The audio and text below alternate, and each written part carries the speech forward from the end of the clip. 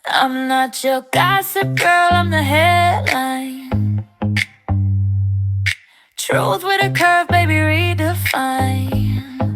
Welcome to the thirst trap. All the truth looks good in a tight wrap. We talk love, power, soul, and sin. Turn the world on, let the light in. Yeah, the thirst trap news. You'll drink it up, it's the real you. They betray like thirst bro news, where every headline's a revelation.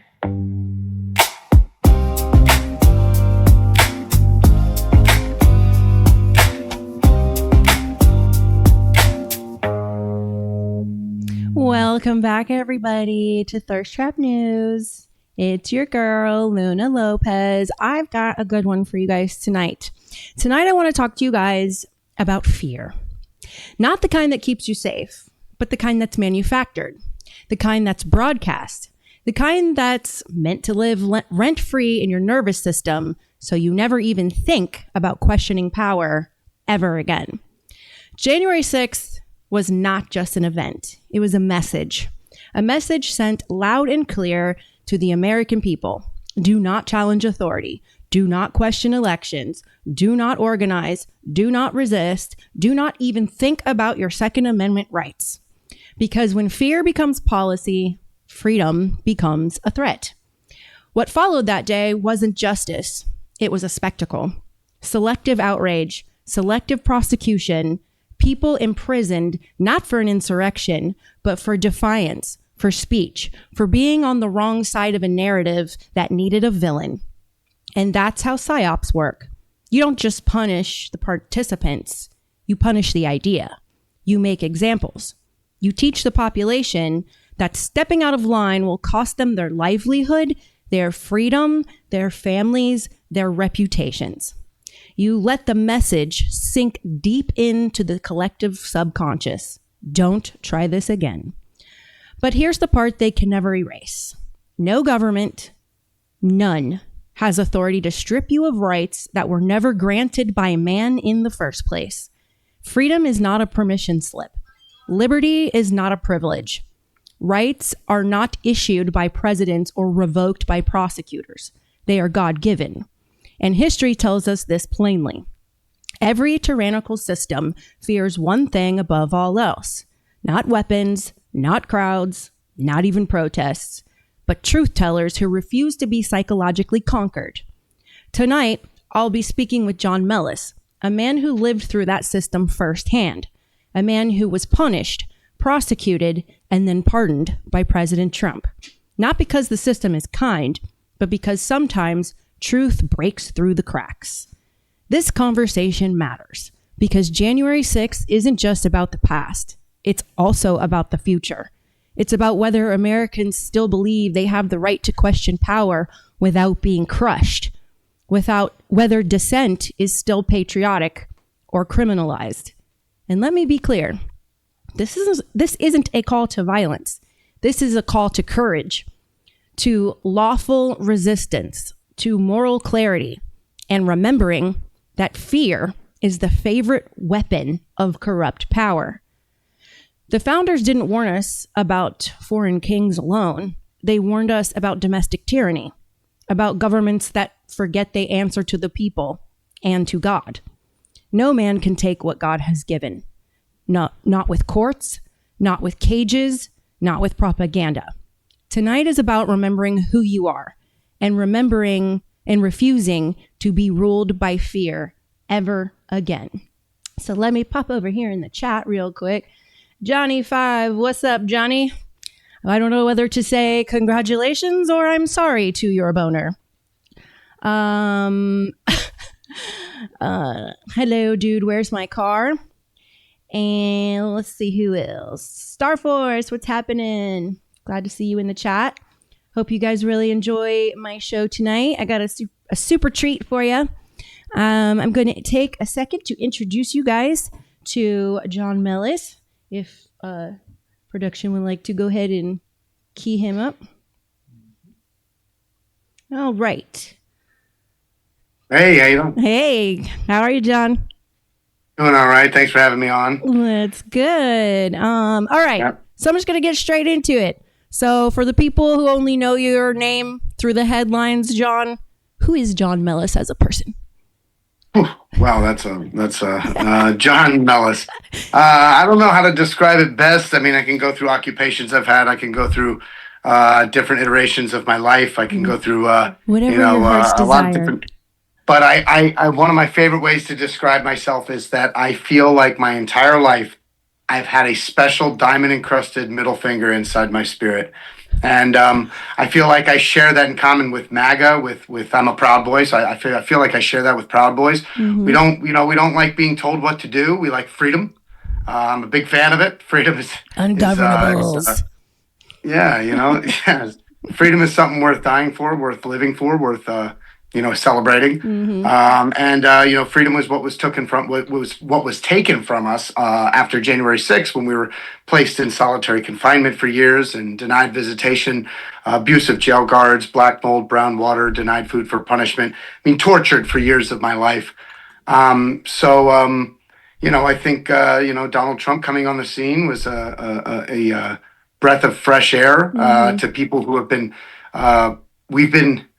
The citizens, both left and right, because there is no left and right anymore. I feel like Donald Trump is much different. He's not a career politician. He's not he's not ruled by the swamp. He's not a puppet, and he's finally making it cool to be he's making rock and roll cool again, which is he's a rebel. Yeah, I mean, there's nothing more rock and roll than a middle finger to the system. Right. And there's no bigger middle finger to the system than Donald J. Trump. So, that's why. Best president. That's it. You got the shirt, don't tread on me. It's been rock and roll's been the vibe since the founding of the country. Yeah. It's just, I'm glad, that we won after 4 years of torture. I mean, I was locked up for 4 years, and it's a good thing that we won, because we almost really lost everything there in that last election. If Kamala had won, if the communists had won, right, the people who want to mandate vaccines, the people who want to mandate,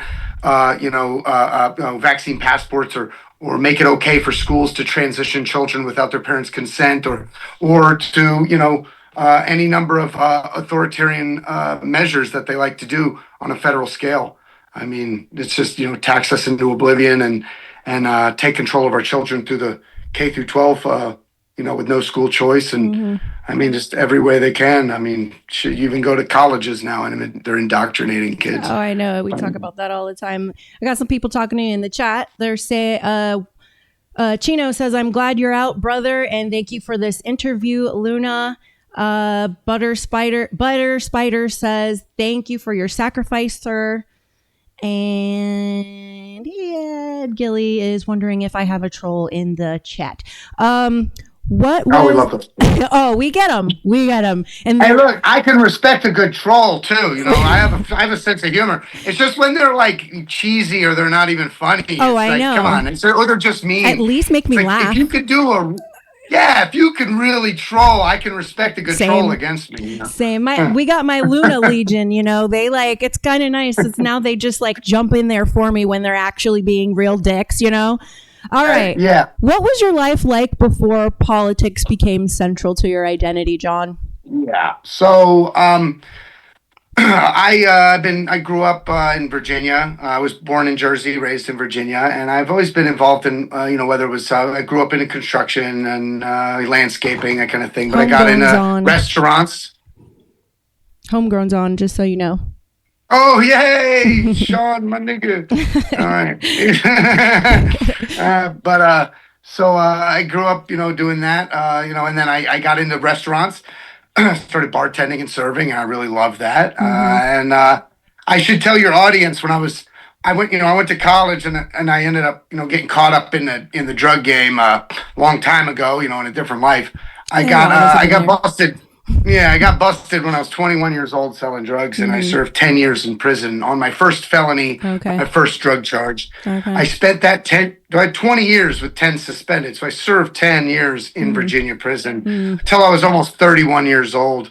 And then I educated myself. I really turned my life around, read hundreds of history books, got obsessed with history and naturally when I got out was politics. But I educated myself while I was down, and when I got out, I was out for about 3.5 years, and then I went away for 4 years for January 6th. But I had turned my life around completely. Went, was on a good path. Built a good life in Nashville, Tennessee.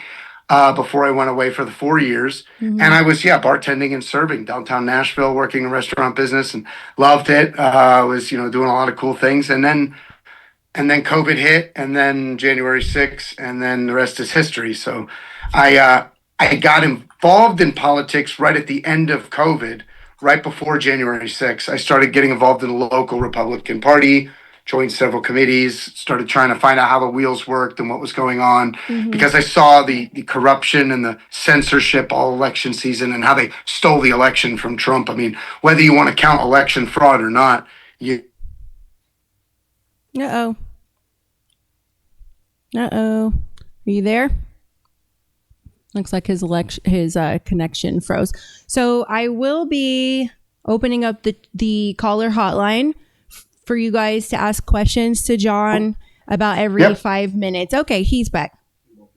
Cool. Oh, he won't. Jon, you won't. Okay, so never mind. I won't be able to open up the caller hotline because Jon won't be able to hear you. But if you have questions, send them in the chat, and every 5 minutes I will scroll through the chat and tell him your questions for you guys. Cool. Go ahead. But Cool. as you were saying, did we get cut off? I kind of froze. You did. Your connection froze a little bit.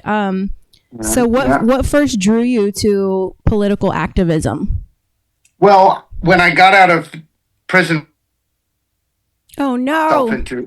I'm here. There you go. Am I here? Yeah. All right.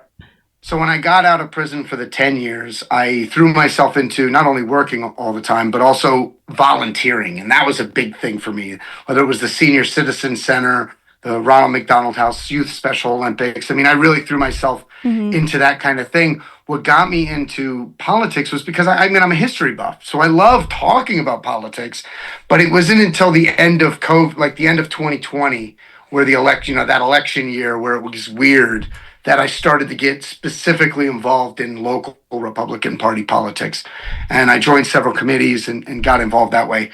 And like I said, I don't know if I froze earlier and you missed it, but I whether it was the election fraud on the day of election or it was the censorship and the corruption during election season, it was all unfair. So I just started getting involved. I started really getting involved right there at the end of 2020, right before January 6th. And then January 6th, 2021 comes along. I go to a rally in DC and more people than I've ever seen in one place showed up. And when we're walking to the Capitol building, I mean, there were scheduled wait, speeches. hold on, wait. Before we get into J6, let me ask you a few more questions. Yeah. We can't get into the good stuff too fast. Yeah. We got to dangle it. Yeah, exactly. We're going to get into it soon, everybody. Got a teaser first, She takes her a while Can't to just warm whip up. it out right away. Yeah, exactly. You got to do a little foreplay. Yeah, exactly. That's what they like, You just spring it on them. It can't be like Pepe Le Pew. All right. So when people hear, I want to talk about the Proud Boys stuff because I really want people to understand what Proud Boys stand for. Proud Boys are near and dear to my heart. So it's important to me that we make it clear what they stand for because, Biden and all them did a good job trying to make you guys sound like terrorists and you're not. So when people hear the term Proud Boy, they often have a very specific image. What do you want people to think? What do you want them to know that the label Proud Boy actually represents? We are a pro-Western patriotic men's drinking club. It's as simple as that. Cool. That's it. And from that, I mean, we protect we celebrate the First Amendment, the Second Amendment, or veterans honor dead. We're patriots. We celebrate traditional values. I don't live traditional values. Every day. I have a girlfriend. I have a son out of wedlock. I have sex out of wedlock. There's things that I do that are not perfect traditional values, or whatever. But at least we celebrate that ideal, and we strive to encourage society to also celebrate that ideal.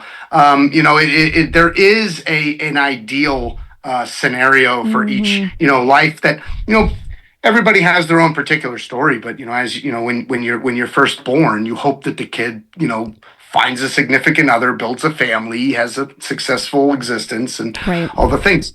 So we but yeah, it's a pretty simple club, man. It's a pro-Western patriotic men's drinking club, but we also were known to do security at Trump rallies. When Trump came out in 2016, there was a lot of counter protesters, whether it's Antifa or whatever, would show up, throw bricks at innocent civilians, attack innocent people going to their cars after the rally, and Proud Boys would show up to do security. Now, other groups were showing up to do security as well, but Proud Boys, we do it a little differently because, it wasn't working the way that normal people do security, which is when someone throws a brick, a group over there of masked gentlemen of masked jackasses, Right.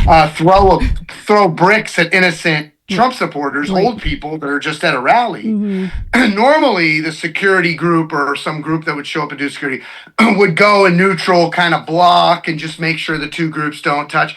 But that does only has so much effectiveness because they're throwing bricks at innocent people. What are you supposed to do? Right. So we chase them down and beat the shit out of them. Yep. So it's like you can't let them get away with it because it encourages more and more of them the next time They then have throw to more know bricks. someone else is going to be a problem if they start a problem. There's a consequence to what you're going to do.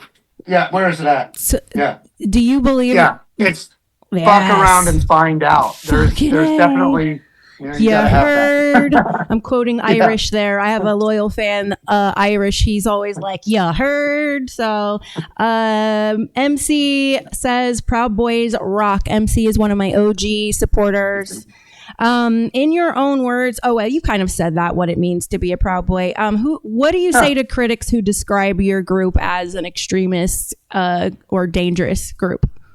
Oh, I love it. I think it's so much fun to just troll them and I mean, it creates so many good moments where you can laugh and make everyone else laugh because the worse they smear us as like the boogeyman and as you go on Wikipedia and it says we're neo-Nazi white supremacists and it's crazy because we love the Constitution. We love God. We love the Constitution. We love. Most of us love Jesus. I mean, but we're neo-fascist, neo-Nazis. That's weird because we love freedom. It's crazy and we love how the Bill of Rights. neo-Nazis came to protect me, this brown girl, at my campaign events. Like wild, right? Yeah, exactly. It's so weird, and like a lot of Proud Boys, they're so multiracial. I mean, we got a lot of like Latinos, a lot of Cubans. There's a lot of like Asians. You got a lot of different colors in the Proud Boys. Enrique it's not just a bunch of white guys. isn't even white. He's like brown as shit. You know what I mean? It's like, what are these people talking about? That's the other thing. They say white supremacists, but our former chairman Enrique Tario, he's black. Like very, very, yes, I know, because people want to believe this stuff. They want to believe that they're the worst white supremacists in the world if our chairman was a fucking colored guy, man. Are there beliefs or behaviors that you don't agree with that have been associated with your group? What do you mean? Like, what the things that are associated with us are fake news? Like the what? Things that are really like the neo-Nazi white supremacist things, those things that they try to attribute to us, but it's all lies. Right. But the true things, like the truth of the matter, I love this fraternity. It's the greatest fraternity on earth. We encourage men to be better men. We encourage each other, our brothers, to be better every day.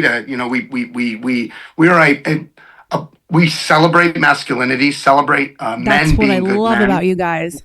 Yeah, and it's it's not to say that we're all perfect, but we have a place where we can encourage each other to be better and do better.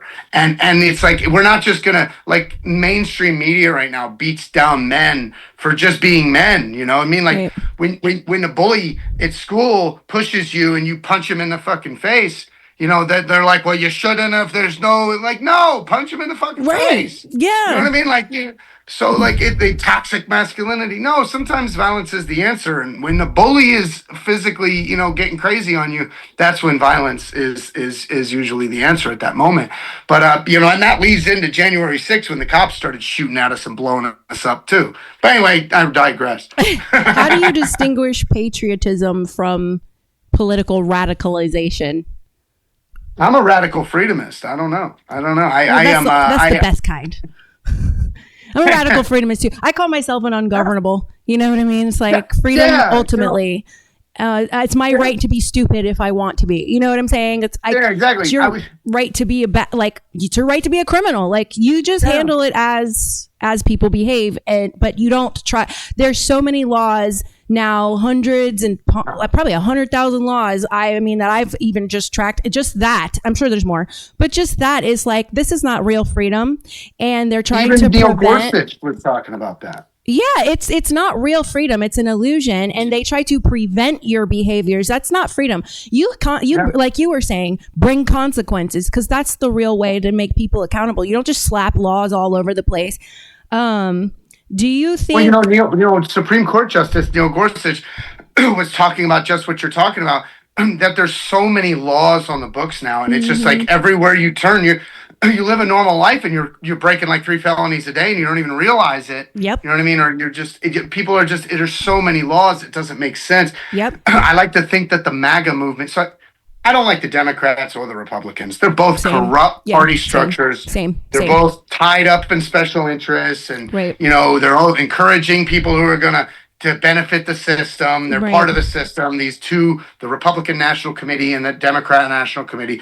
The Democrats are definitely way further, more like down the road corrupt, but the Republicans aren't far behind. And I'm glad that the MAGA movement is stealing the Republican Party. The MAGA movement is like in your heart. It's in the people, And I'm like, I like to say that the MAGA is leans more libertarian. I know there's a libertarian party, and there's like pure libertarianism, which people can get on me about like these terms, but I mean, like, it definitely leans more libertarian, where it's like small government, more freedom for the people. If you want to wear a mask, wear a mask. If you don't.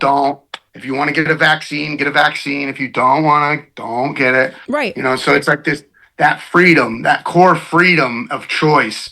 When I was running for Congress, the COVID thing was still going on, and I was telling people, I am fighting for your right to wear a mask just as much as I'm fighting for your right to not wear a mask. The point is, whatever you want to do, you should be able to do it and not be shunned and ostracized by some cult because you choose to do something different for yourself. If that's what freedom is. Just to go over to the chat. And those damn Nazis, and I'll call them Nazis because they always call us Nazis, but we're the ones for freedom. Yeah, they walk around like Nazis, that. Anytime you walk into a 7-Eleven or a CVS, you got that fucking Nazi clerk that's like, put your mask on. Yep. You got it. That's where that authoritarian strain, those real authoritarians, they were showing their colors during COVID. Definitely. They want to tell you what to do. They want to tell you to wear a mask. And it's like, think about the gall it takes. If I couldn't tell nobody to put a mask on, I'd be like, same. I just feel like I can't tell you what to do. That's kind of fucked up. It's disrespectful. I agree. But like, there's people that really enjoy it in their heart. They enjoy telling people what to do, and that's the core of that. Like that Democrat Party, man. I mean, it really is. They want to tell you what to do, and if you don't do it, they're going to be violent. They're going to riot. They're going to shoot you in the neck. They're going to do whatever because they want you to shut up, or they want you to not say certain things. Like, don't recite statistics. Don't speak truth. Oh God! Don't mention X, Y, and XX chromosomes because they'll blow their fucking lid and punch you. You know what I mean? It's like they don't want you to mention that you literally cannot change your gender. It's just literally not possible. Well, that seems to be the one thing that pisses them off the most too, is the male-female conversation. They get so ungodly mad about it, and it's like, what is going on? That's the thing. They can't even define what a woman is. So how do you even have the discussion if, like, well, a woman's whatever I want it to be? Well, it's like, but that's not a definition. To me, to compare like the Proud Boys against the Rainbow Cult, to me, the Rainbow Cult's the real terrorists, because you guys are promoting men to be men, real men, while the rest of them are trying to literally, their patriarch is very different than your group. Their patriarchy is let's all the men take out all the women by entering sports and entering their bathrooms and dressing better than them and just trying to do everything better. And all those men that are participating in that patriarchy are the bitch beta boys who can't hang out with men like you. You see what I'm saying? Yeah, the best women are men in their side for some reason. Right, they're the men that can't hang out. Yeah. They can't. They know they won't stand a chance with real men, so they have to go around and bully women. And that, Did you see this? Did you see this fruitcake in Minnesota? Is it Kyle, the guy, the Antifa guy? And he's always pulling his neck down, shows Antifa dead. So I'm Kyle and I'm Antifa. Acting tough, and then you see him prancing around in a pink dress with fucking thigh-high stockings on, like a fucking fruitcake. Like, are we scared? Does not scare us, man. That is not scary. You know, they have the power of the entire system on their side, and they just, you know, wait till they start getting put on solitary confinement for years and denied visitation for years and tortured like the J6ers were for years, because our side won't do that to them. Right. That's what kind of irritates me a little bit. Mm-hmm. I believe in the rule of law and the Constitution and the Geneva Convention and being humane to people who are arrested. Right. But there's that part of me. There's that part of me that wants to treat those fruitcakes that are burning cities down and acting like they're tough. Treat them like they treat them like the federal government treated us. Right. And see if they're not crying, screaming home like little girls, snitching on each other like nothing. They wouldn't be able to stand it. And that's the one thing that I have said. I've said this to you in the past, and I've tell other people. You have so much of my respect, because we watch people all day long sit at a microphone and just be a talking head. People can call me a talking head because I sit at a microphone and they complain and they say everything they hate about what's happening with the left and that somebody should do something, and then they don't want to get out there and actually go do something because they have their fears that they might, end up like you guys. And so you have my respect because you walked the walk. You stayed firm while you were in prison. You didn't give in and flip-flop, and you toughed it the fuck out because this was about your principles and you were not going to go against your principles. And it gives inspiration to people like me who are fighters, because I know one day, especially with the laws that they're signing, right? Did you know it's illegal in the state of Florida to criticize Israel?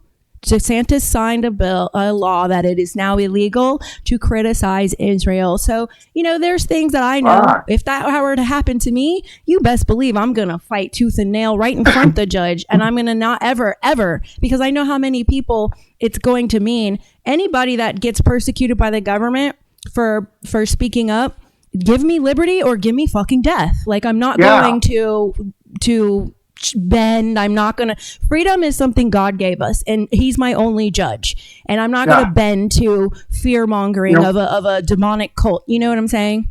Exactly. And I don't have necessarily. It's like when they do stuff like that, makes me say, fuck Israel. You know what I mean? Fuck every other America only. And I don't have a particular problem with Israel. Honestly, I don't have a particular problem with Israel. I feel you. I have a problem with American politicians selling out to different countries. Because you know what? It's in Israel's interest. If I were an Israeli citizen, hey, the Israeli government's doing what's in the interests of Israel. Yep. And you can't really, like Trump said about China, you can't really fault them for taking advantage of America because they're doing what's in their country's interest first.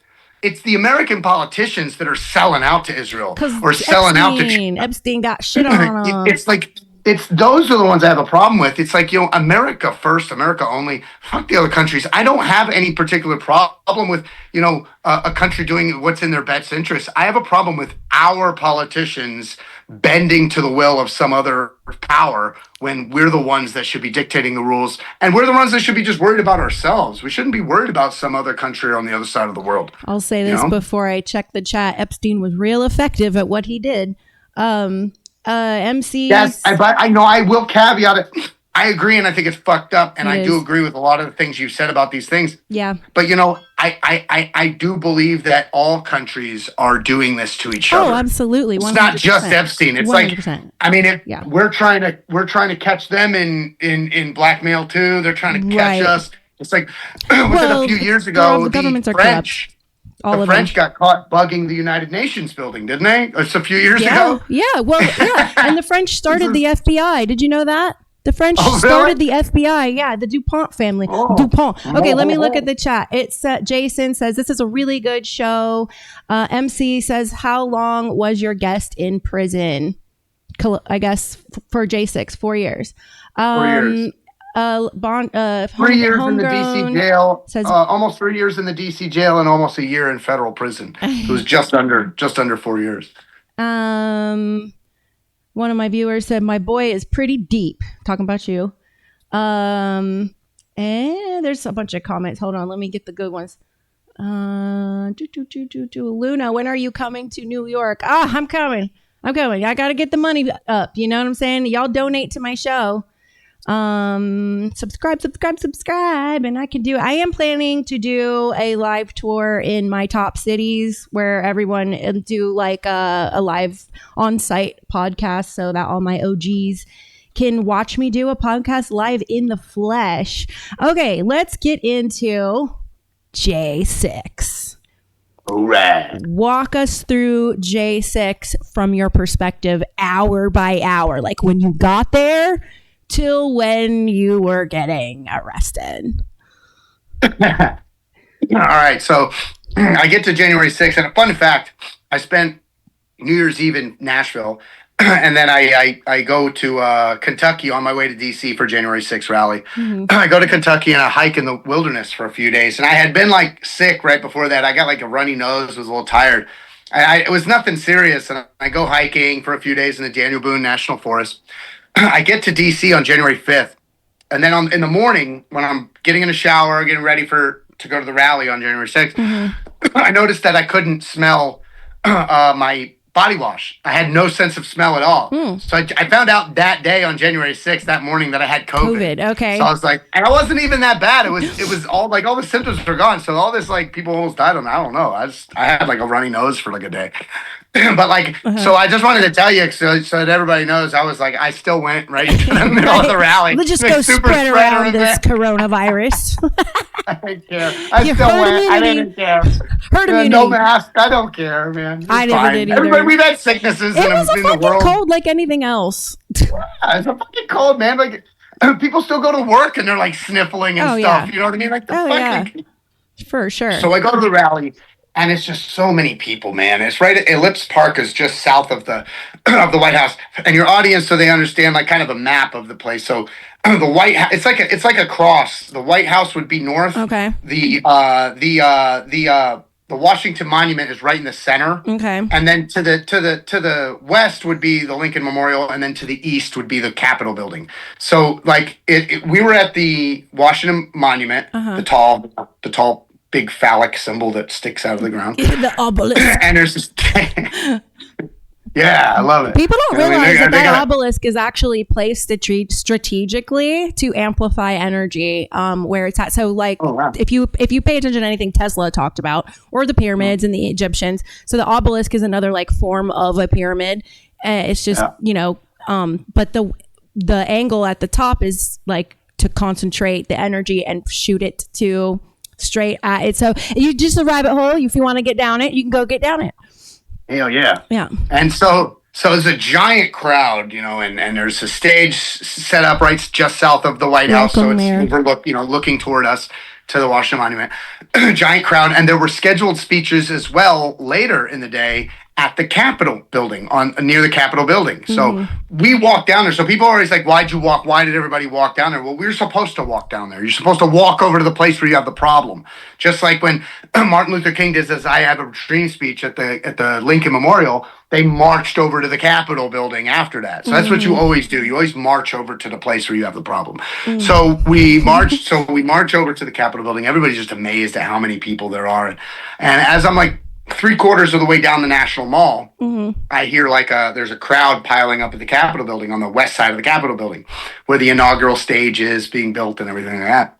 And there's a roar. A roar comes from the front of the crowd, like Elvis just walked out or something. And I'm like, what's going on over there? And I see that the police, well, clearly the police line was broken because people are now climbing up on the inaugural stage, like going up on the inaugural stage. So I was excited because I'm like, I was like, well, I digress. Let me just say the conversations I was having with people during the speeches at the Washington Monument before I started walking over, you got to remember the night before we had that special election in Georgia, where the Republican was winning all night until the middle of the night, like 2 a.m, and then all of a sudden the votes spiked for the Democrat, and then was it Raphael Warnock won that election? So, and they got that majority in the Congress, so they would have full reign to push any agenda they wanted, and we lost that the night before January 6th. So we were all pretty depleted, pretty defeated, going into January 6th. Everybody was kind of pissed off. And one of the things I said to people was, it was crazy because we're sitting around and we're talking, and it's like, so pissed because we always follow the law. We never riot, we never cause problems. We're always within the 4 squares that they set for us, and we never get anything we want. The left always gets everything they want, and they burn cities down, and they get everything they want. They defund the police. They get their rioters get fucking like massive settlements where they're and they do whatever they want, and they get everything they want. And it was a powder keg, man. People were pissed. Yeah. And so when the police line was broken, when I saw people climbing up on the stage, I was like, you know what? I can't leave today until I climb on the inaugural stage and at least smoke weed where the president puts his hand on the Bible and it takes the oath of office. Right. That was my initial intention when I climbed the inaugural stage and went up on the stage. Okay. So while I'm up there for a couple hours, I witness a woman being beaten and trampled to death by police. So her name is Roseanne Boyland. People are aware of Ashley Babbitt was shot in the neck inside the Capitol building. Roseanne Boyland was killed. She was beaten and trampled to death by police on the inaugural stage. And then there was two other men that were killed earlier than that before the police line was broken. And that was Benjamin Phillips and Kevin Greason. So 4 of us were killed that day. 0 cops were killed. Right. 0 cops. Right. And that's one thing, the one big fact that people get misrepresent, because they think that cops. Paint the scene real quick, because I remember last year you were telling me, about seeing certain things that were being passed from the back to the front before it all went down.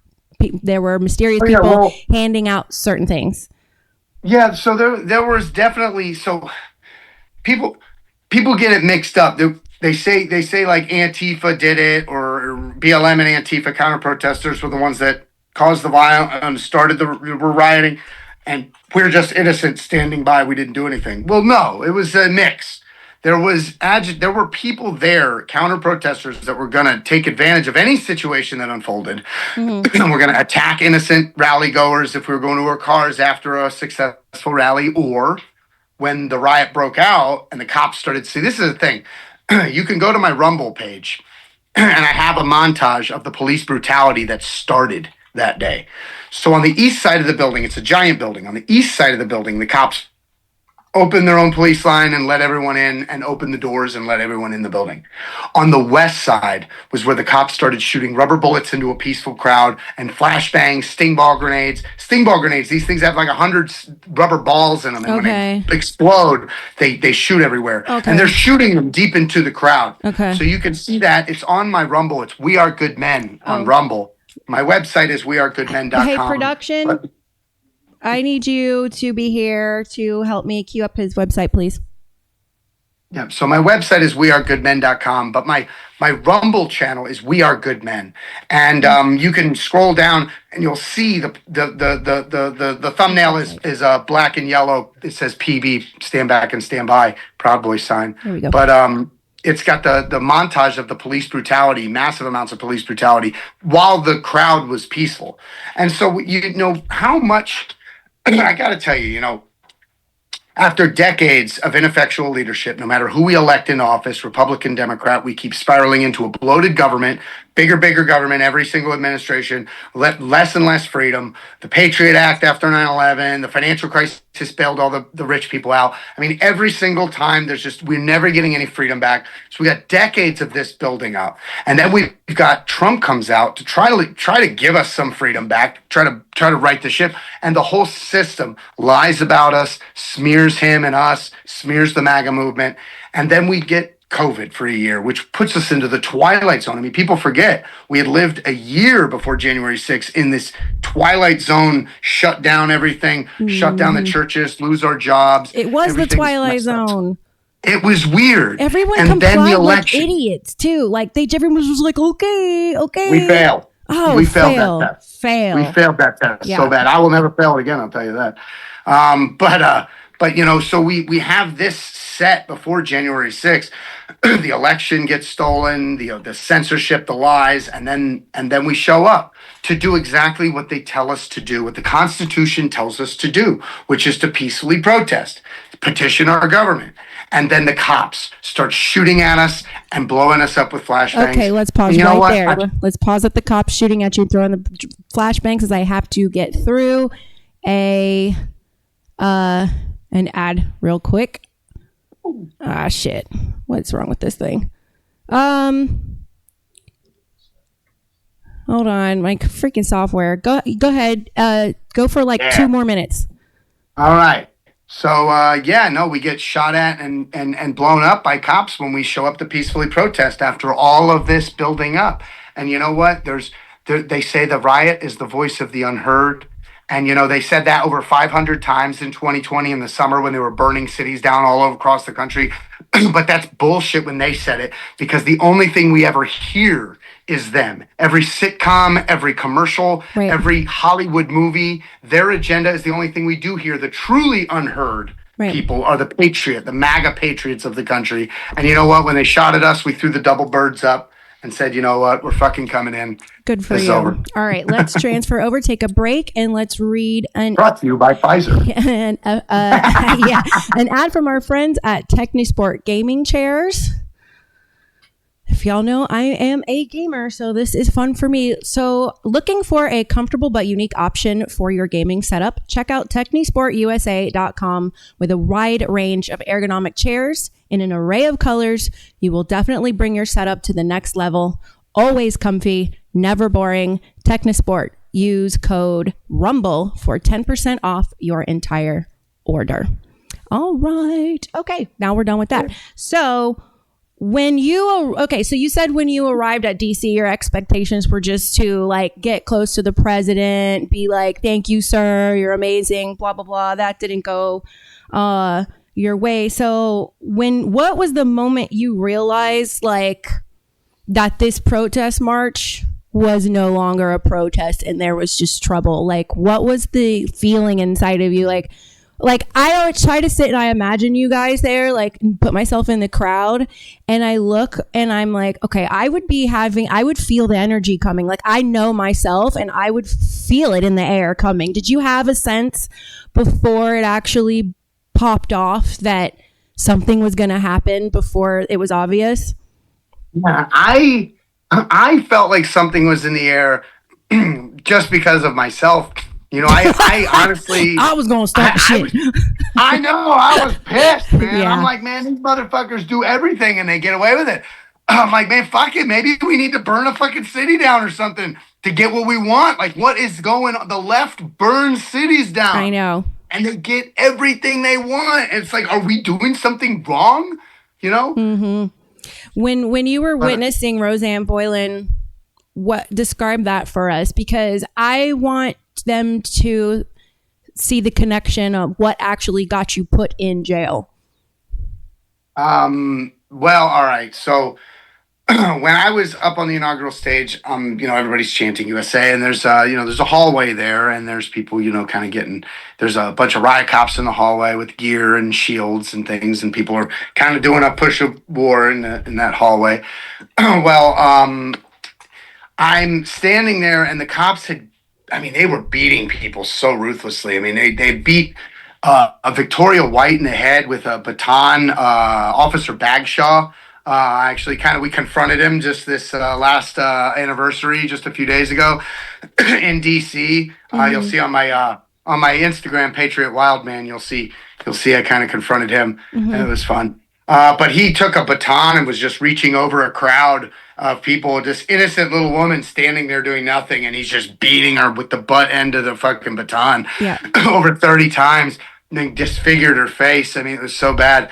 I mean, so that you're seeing people come out of the thing. Hey, give it to me. Your Rumble is We Are Good Men, right? Your Rumble. The joint is on the counter. But yeah, my Rumble is We Are Good Men. My Instagram is Patriot Wildman. Yeah.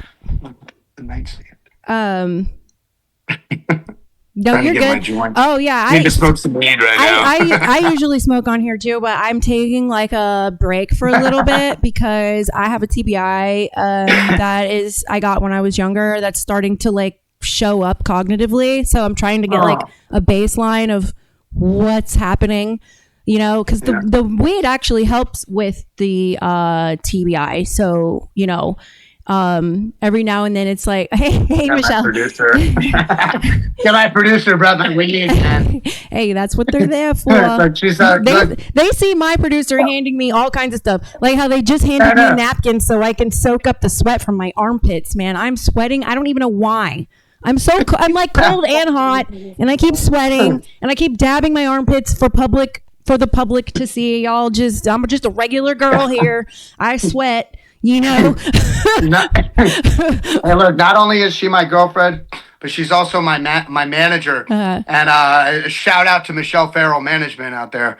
She manages several J's. She's a talent manager, so she's a Playboy. What is this side? It's mirror image. Yeah, it is. Yeah. So she's a Playboy playmate, but she's also a talent manager. Yeah, I know. She's also a talent manager here in LA, and she's walking around with a shirt with literally no pants on. Hey. I love it. She's like bending over to grab stuff. I'm getting distracted. Ain't nothing like getting to bang the manager, huh?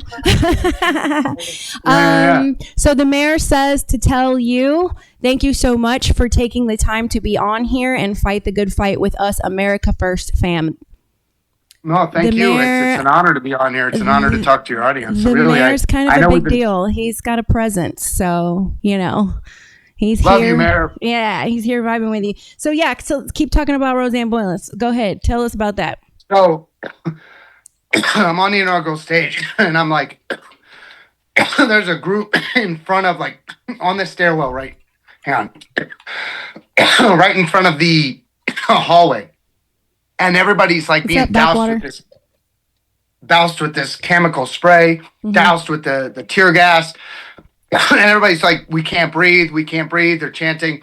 And I hear there's there's a woman being killed by police. There's a woman being trampled or someone, screams, and I'm like, so I go around the bottom of the group on the stairwell and I come up the left side. And as I come up, I'm hearing more. There's a woman being killed. There's a woman being trampled by. There's a woman dying. There's a woman being killed. And as I come around the corner, there's this guy screaming, "Help! We need help!" And that's her friend, Justin Winchell. I just jumped. I saw bodies on the ground, unconscious.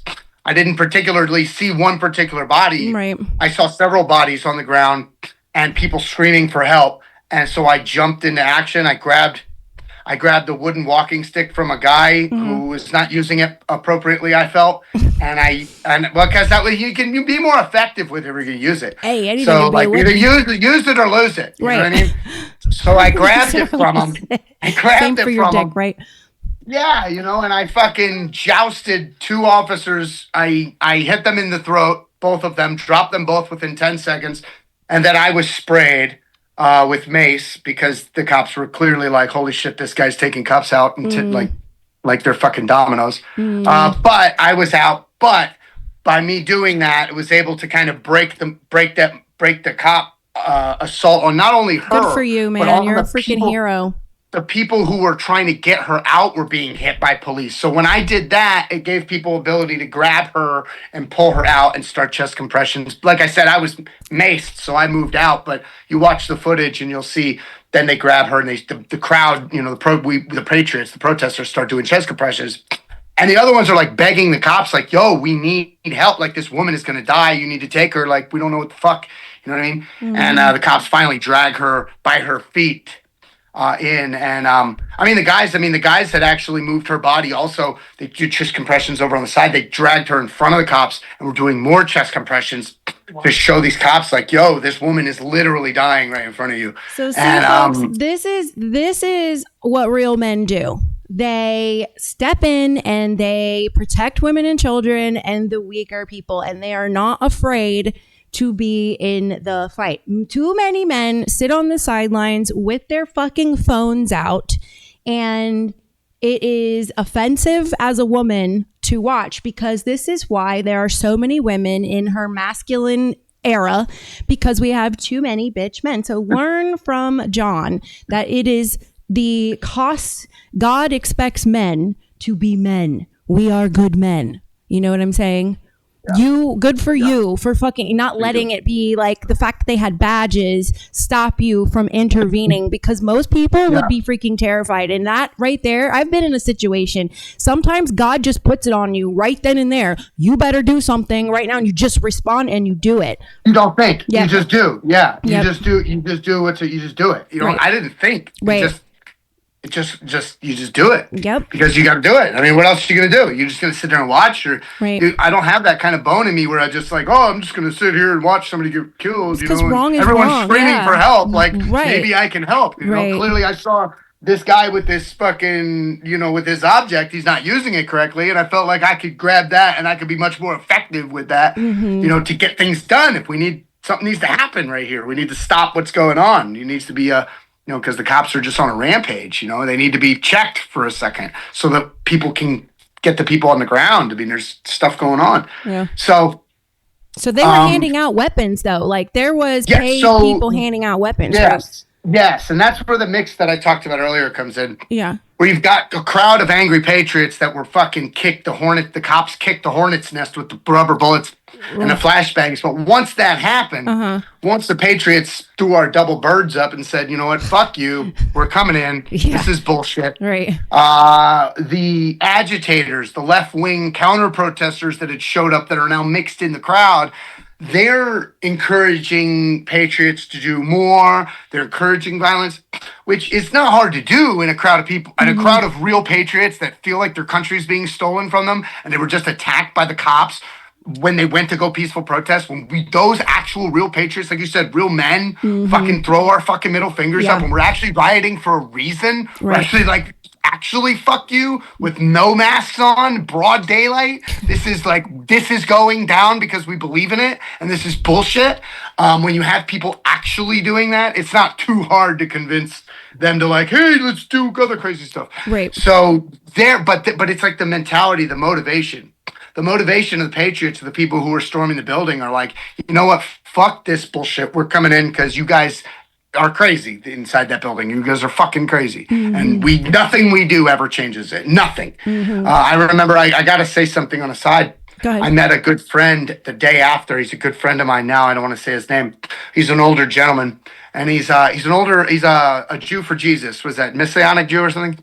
So he actually this great man actually introduced me to Dennis Prager. He's a mutual friend with Dennis Prager, and I was on Dennis's show 3 times from the DC jail. Okay. And he really, I made a connection with Dennis. Yeah, I've had conversations with him and his wife, and he actually spoken to my son. He called my son and wanted to tell my son what was going on while I was locked up. I mean, that was really cool. One of the, a big moment in my life when the great Dennis Prager wanted to talk to my son and tell him that his dad was suffering for a good cause, and that he's and said nice things about me too. It's amazing. But I met this man, this older gentleman, the next day at the hotel.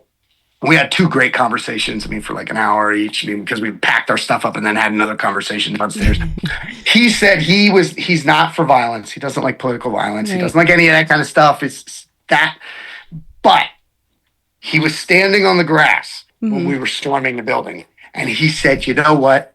Even though he's a very peaceful guy, very nice guy, he said, I don't stand for I don't like the violence, but there was a fire that lit inside my belly. And I was watching thinking, at least someone is doing something. Right. Like there's, so I held on to that for 4 years as well. Something like what he told me then was really something that kept me going. Yeah. But yeah, you know, so these agitators are in there and they have backpacks full of fucking weapons that they show up to fucking attack innocent people when they're walking to their cars at a Trump rally or whatever they're going to do. They've got backpacks full of riot supplies. You know, they got there was a guy that fucking emptied my eyes out when I got maced. Jeez. So I go down to like where the president puts his hand on the Bible part. I go down to that part because that's where everybody's getting cleaned up from the mace and stuff. And this dude's wearing all black. He might have been Antifa. I had no idea who the fuck he was. Okay. He was wearing all black with a black helmet. And he fucking gives me he has a bag full of all the things you need if you've been maced or if you've been like he's like ready to go. You know what I mean? Yeah. So like professional. He gives me coffee creamers. And I put one in each eye. And I mean, you know, if your audience, if anybody knows about, that it's an oil and the milk, water isn't as good as milk is with oils. Right. So yeah. Just like when you eat hot stuff, wings. Yeah. Like exactly. Milk is the thing. So he gives me these coffee creamers and I'm like, this guy's fucking genius. Holy shit. And it like puts in my eye and it like works right away. I'm like, holy shit. Now I know what's going in my bag. Right. But anyway, no, I don't do that kind of stuff. I'm just joking. But yeah, but put it in your bag. We got about 6 minutes before there's an ad, just to give you a heads up. Oh, cool. Yeah. So yeah, there's people handing out weapons as well. Of course, like you said, there's all sorts of weapons going through the crowd and stuff like that. And there's a lot of documented, you talk to a lot of, we get a handful of J6ers in a group, man. And we'll all have different, because we all studied the footage as much as we could on our own too, so we all saw different things as well, because we got guys who studied this footage. I mean, one of the guys in the world, because we would get stuff through our legal work, but not everything, but someone out here who actually had weird access to a lot more stuff, and through fun ways that he got it, he was able to study the videos. And his name's Gary McBride, actually. You guys can check him out on I think it was M5 News on Rumble, but he's doing other things too now. So, but yeah, no, Gary was a great asset, because he has all of the what people were grabbing, even grabbing bags from the police line and then handing that stuff out, or getting their own bags and handing stuff out. And so he there's a lot of stories that we can prove of that. But yeah, the mayor is asking, did they ever arrest or even question Ray Epps about his role of agitating things on January 6th? So because we're in this world and we're charged in certain ways, I had access, oddly, in an odd way, of like a lot of the Ray Epps stuff. So that the general public didn't get access to. Okay. So the Ray Epps, man, and I got to tell your audience, yes, I guess on January 5th, it was on January 5th, the night of January 5th, the night before January 6th. They're having some kind of, because I just got to the hotel and I'm staying in, but there's some kind of like rally going on. I guess there's a grouping in maybe Freedom Plaza or something like that. It was a bunch of, because there's a rally tomorrow, so everybody's like in town. So I guess people not what is it? Unofficially was just there, and it gathered up, and they were live streamers and all this stuff. And he yells, when tomorrow we need to go into the Capitol. We need to go there and go inside the building. And like people are even chanting Fed at him then, but there's a video of him yelling that. He's the only one that has any idea that there's a plan to go inside a building. Nobody knew that. My best friends were accused of seditious conspiracy, the seditious 5 Proud Boys that you may have read about or seen on documentaries, Enrique and all the fellas. These are my friends. And they're accused of trying to take over the U.S. government, which is ridiculous. Well, and I know it's ridiculous. Stupid. We're laughing about it in there because it's so dumb to think that these guys even thought it was possible to do. That's the craziest thing about it. I know it was bullshit when they said it, because before, it's so ridiculous Yeah. Enrique, the fellas, we're all sitting in there like laughing about how stupid it is because it's not real. And clearly they're like the American people is gonna figure this out or the government. Well, here's the thing. For my situation, I felt like when I first got locked up, okay, the feds will figure out that this is just a big misunderstanding. There was a woman and things, and they're going to give me a bond at least. Right. You were trying to save someone's life, blah, blah, blah. Something like, all right, yeah, they'll shake out the truth. Right. And the government will agree to let me go home on bond while we figure out the rest. Of course, I'm not trying to just let me go home. I get it. I was involved in something weird. Let's sort it out. But let's be fair about the way we sort it out here. Because you're telling me I'm part of this crazy thing that's not real, and that my intentions were something that they weren't, but it's clearly proven. And it's just so. I thought the government could figure it out and maybe come to their senses. And they had no plans on that. They had plans on targeting people to arrest them. Well, when they moved the seditious five into the J6 pod in the DC jail, explain the seditious five. Explain that. The seditious five are the 5 Proud Boys that were charged with seditious conspiracy. Enrique Tarrio, Ethan Nordine, Joe Biggs, Zachary Rell, and Dominic Pizzola. These fellows were charged with seditious conspiracy, and Enrique was given 22 years in prison, and he wasn't even in the city that day. Wasn't even there. Provable wasn't even there. They weren't disputing it. They knew he wasn't there. And they gave him 22 years in prison. Mm-hmm. And it just the charges themselves, there was no plan. The government never proved that there was a plan. They said that in the court that they could have a conspiracy, an unspoken conspiracy, just an understanding. They were the ones with the unspoken conspiracy. It was the government themselves. Because the government knows it's not the government. It's the system. So check this out. Because it's bigger than the government. It's the government and the private interests that are all the system. And they know what. 2 weeks before, when I was supposed to be there, 2 weeks before, some people involved in law got a message to me, third party, not to go on January 6th because a riot was going to go down. So I knew 2 weeks ahead that this was going to go down. So the second they started saying the whole narrative, I knew it was all a lie, but I couldn't say anything because my phone was being tapped. So I couldn't do anything. You know what I'm saying? I was just watching all of this as just a candidate with no real protection. And thank God someone had a good heart to tell me don't go because obviously if you're running for office, they're going to try to with whatever's about to happen, they're going to definitely target you and make a spectacle. But I did not think it was going to be as bad as it was. I really didn't. And someone from Canada is saying, I can't believe this kind of stuff happens in the US. Baby, this happens with every government everywhere. If you think there's a government or a country that doesn't stage things, it's called social engineering. What they do is they will put someone in, like Charlie Kirk, they'll put someone in their life 20 years in advance to socially engineer their life. I mean, all of this stuff is part of an entire psyop, and it's like my monologue was about. This is designed to make you never want to ever challenge your government as a whole, as a society. That's what that was for, because of what they have coming. They want to make sure that you're afraid to take down your tyrannical government. Yeah, and you got a left-winger planting bombs in front of the RNC and DNC on January 6th. Yeah, Homegrown sent a message. A Democrat. Yeah, Homegrown sent a message in the chat that said that it was actually a CIA operative. He had to dip out. He said, great job, you're rocking it. But he's got to dip out and do some family stuff. Love you, man. Thank you. Let's see. Let me go, since I'm looking at the comments. Florida Backwater says, this motherfucker is a fucking G. The mayor says, too many simps running around in this world, not enough real men like Jon Mellis. Hold on one moment here. Let me get this thing to... All right, I got to do an ad read. Hang on one second. All right, from our friends at Rumble.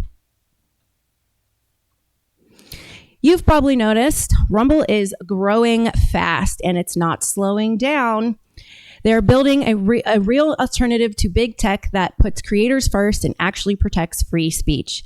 And now there's Rumble Premium, an easy way to upgrade your experience. With Premium, you get ad-free viewing across the platform, no pre-rolls, no interruptions, just the content you came for. Plus, Premium members unlock exclusive content like bonus videos, behind-the-scene drops, and more from your favorite creators. Right now, Rumble is offering $10 off an annual subscription. Just go to rumble.com/premium and use the promo code STUDIO at checkout. That's rumble.com/premium, promo code STUDIO. No ads, more freedom, and content you actually care about. That's the deal. All right. Okay. We are back with Jon. All right. So continue, my good sir. Well, yeah, no, I wanted to actually just pause and say, about this damn pipe bomber guy. Mm-hmm. You've got a Democrat that plants 2 pipe bombs to be discovered on January 6th, or I think it was the night before January 6th, something like that. But that was the 2 pipe bombs were Democrat. Mm-hmm. So, mm-hmm. So they don't find the guy. And then all of a sudden Trump wins, and then we are winning, and we got it and everything. And then now we catch the guy. Mm-hmm. And a guy puts 2 bombs in D.C. Okay. Think about it. The damn Boston Marathon bomber. The fucker we found within hours. And he blew his bomb up. You blow a bomb up somewhere and they will find you. Right. There's no way that you're getting away in America. If you blew up a bomb in America, I know, it's true. They're going to get you. It's true. They're not going to let you. You're not going to get away. They're going to find out who the fuck did it and they're going to get them. Oh, yeah. So you're not blowing up a bomb in America and they're not going to find you. They never let that happen before. No. So, they will have forensic people go out and pick up all the pieces of the fucking bomb. Right. Put it together again and then find you. They will get you. They pretended that investigation took them all 4 years of Biden's presidency. The most filmed area in D.C. is more cameras than anything going in and out of the city. Yeah. And you're going to tell me that this guy was just walking around, put a bomb, and then walked away. You couldn't find him for 5 years? Are there still people, Mayor wants to know, are there still J6ers locked up, or did everyone get pardoned? There's a few.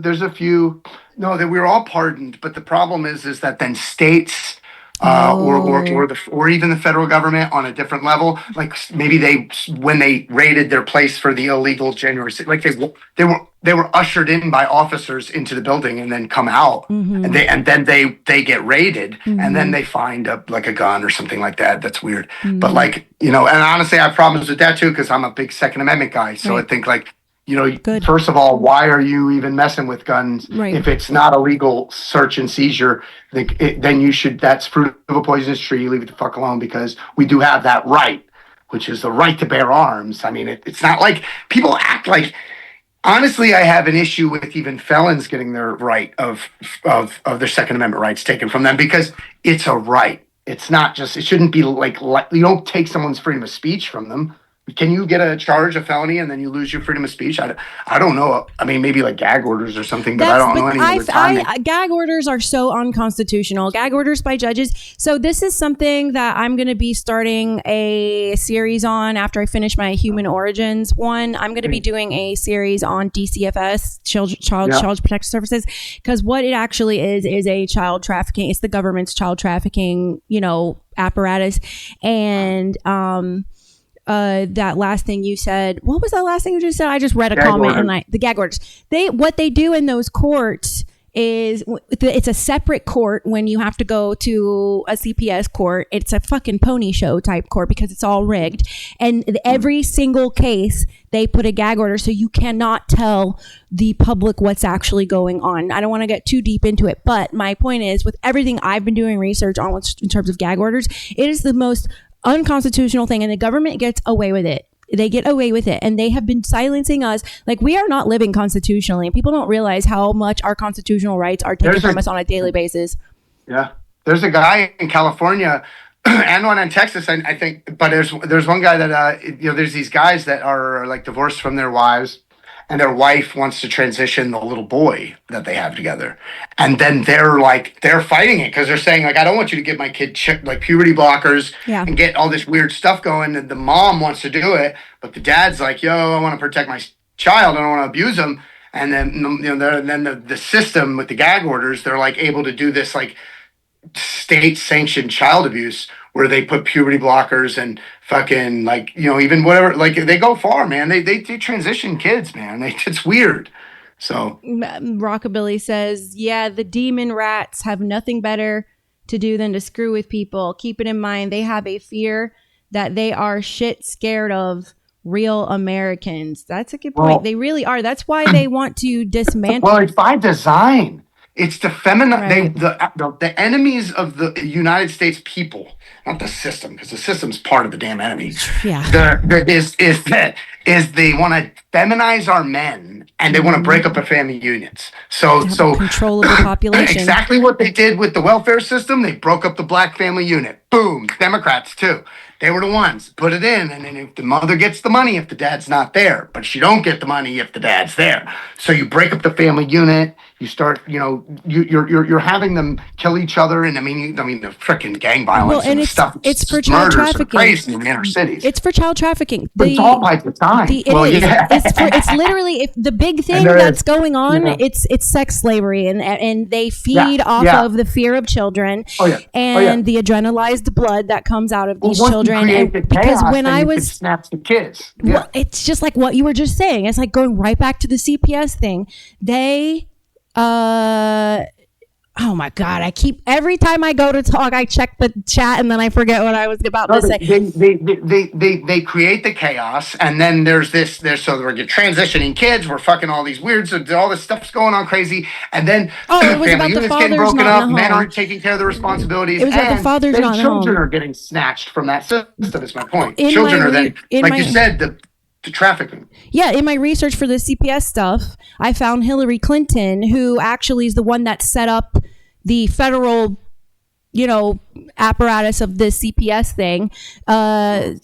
Her pitch to the government about this, she literally said that the children need to be basically taken from the parents, that they need to take the children from the parents because the parents are not equipped to she said before, so that the children don't become a burden on the parents. This is literally what she said. The state is the parent. The state knows That's what better, she said. That's what she said, and have the state be the custodian of. Yeah, that's what they said. And then when I was in university at Harvard, I dropped out in my children's rights class because they were teaching all of these future doctors, teachers, etc., that the parents are the number one enemy to children because they have the most power over them. And they had 2 slides comparing parents to Nazis.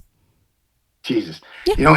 It's we're supposed to, like, as we grow, our younger generation is supposed to rebel against the authority. You got to have a certain, like, healthy, like rock and roll spirit to that generation. But when the state is teaching your kids that the parents are the enemy and we know better, so you can trust the state. And it's like, it honestly, it creates an environment where now the parents are in on it with us, and we're saying fuck you to the state. Right. You know what I mean? Like the system, the system that's, because it's a lot of, there's a lot of contributors to this system. There's the inner system that wants to build itself and make itself wealthy with the people that are part of that inner system. And then there's the outer system, which is like our enemies that are trying to influence our system, like China and global jihad and Israel and whoever, Satanists, fucking weirdos, pedophiles. There's a lot of pedophiles out there that are protecting themselves, rich ones, and they built this whole network of protection to be able to do what they're doing, create enough chaos, and then you can. I heard that every time there's a damn natural disaster, like kids come up missing, they're snatched out. It's like anytime there's chaos, they could snatch a few more kids. Yes, war is weird. The perfect. So when you think about how the Rothschilds set up basically the banking system is meant for war to have the banking system be funded, and then you add in the human trafficking layer. War is the perfect, like you said, hurricanes, earthquakes, perfect time. All these displaced kids, parents assume they're dead or they're lost. They can't find them, and they're never to be found again. But getting back to J6, what is something that you think that the public needs to understand about J6 that you don't think is really talked about? Something that you personally want them to understand about J6? there's nothing more rock and roll than a middle finger to the system. And I feel like there's no bigger middle finger. There's two of them, honestly. I say there's one, it's Donald J. Trump, but the second is January 6th. January 6th was when the people threw our middle finger up and we said, you know what, enough is enough. We don't have weapons and we didn't kill any politicians. But my understanding of when it was unfolding and crazy was that we were going to go in.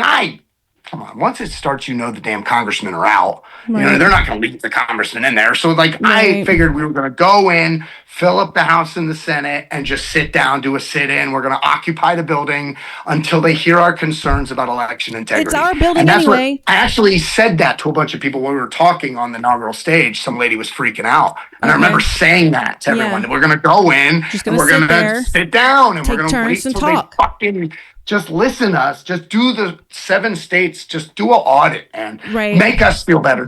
We know you think you won, but Right. prove it to the you're saying the loser. Right. Prove it to us. It's for us to feel more comfortable so that we can. You know what? Here you go. Yeah. You get 4 years. You won fair and square. But the resistance that they had for it was so frustrating. So when they shot at us and blew us up, it was kind of like, you know what? Fuck it. We're gonna do what we want to do. And wipe our feet on your carpet because you say we can't do that. Well, we're gonna do it right Did now. you actually make it inside? I made it into the hallway, so there was. Okay. Honestly, it's kind of a pretty spiritual experience I had. It was weird. Okay. Yeah, let's hear it. I'm all about So, that. yeah, so in the hallway where I told you about, Okay. on the inaugural stage, they call it the Lower West Terrace is what the inaugural stage is called in legal paperwork. And then the hallway is called the tunnel. Okay, so the tunnel is where the action was happening, where it was like popping off, right? So it was like a push of war, basically, between a tank of armored shields and helmets and gas masks pushing one way, and then the other side was us, just regular people, you know what I mean? Normal. And people are trying to push through, we're not murdering cops in there, but we're trying to fucking, there is a fight going on and they're Right. trying to get through. The cops are definitely smashing, cops are on smash mode. Yeah. So anyway, I go into the hallway because of course, when I go up there and I notice that there's something crazy going on in the hallway, I want to go up there and get some footage and laugh and be like, "Hey, holy shit!" You know what I mean? So I get some videos of that. But I noticed in the hallway, so I want to go in. So it was called the heave ho. And everybody know about it. I mean, it's a pretty big thing that happened. It was weird because everybody remembers when there was a heave ho going on because it's a tank of us just heave ho. Yeah. And we're trying to push through. And honestly, in that tank, as I'm pushing, I'm pushing with every fiber of my being. I felt like so disconnected from myself, but pushing for history, pushing for to save America, to we get through this hallway and we fill that building up and we can possibly save the world, because we can get, what we wanted was the audits and things like that. I mean, it was just this, so it becomes this just spiritual, I was weird. It was odd. You become one of the group, one of the tank that's pushing is every ounce of your energy. But anyway, it's something that I always look fondly back That on. would be, but that would be that would be spiritual because you've got this group that's working together and you're feeling, it's like dancing, but it's a war we're trying thing. to fuck And the shit out of that fucking building and get it all the way in so we can. I don't understand how we have to break into our own house. That is our house. We pay for that building. Well, here's the thing. They opened the doors on the other side of the building. If I had known there was open doors on the other side of the building, the cops were letting everyone in, I probably just would have walked around and went inside. I didn't know. I thought this was the only place. And we were we had to do it or else it wasn't going to get done. The mayor says, remember Rage Against the Machine, pushing the COVID shot and pushing censorship instead of standing with us. We are the rock stars now and the rebels. America first. Gang, gang.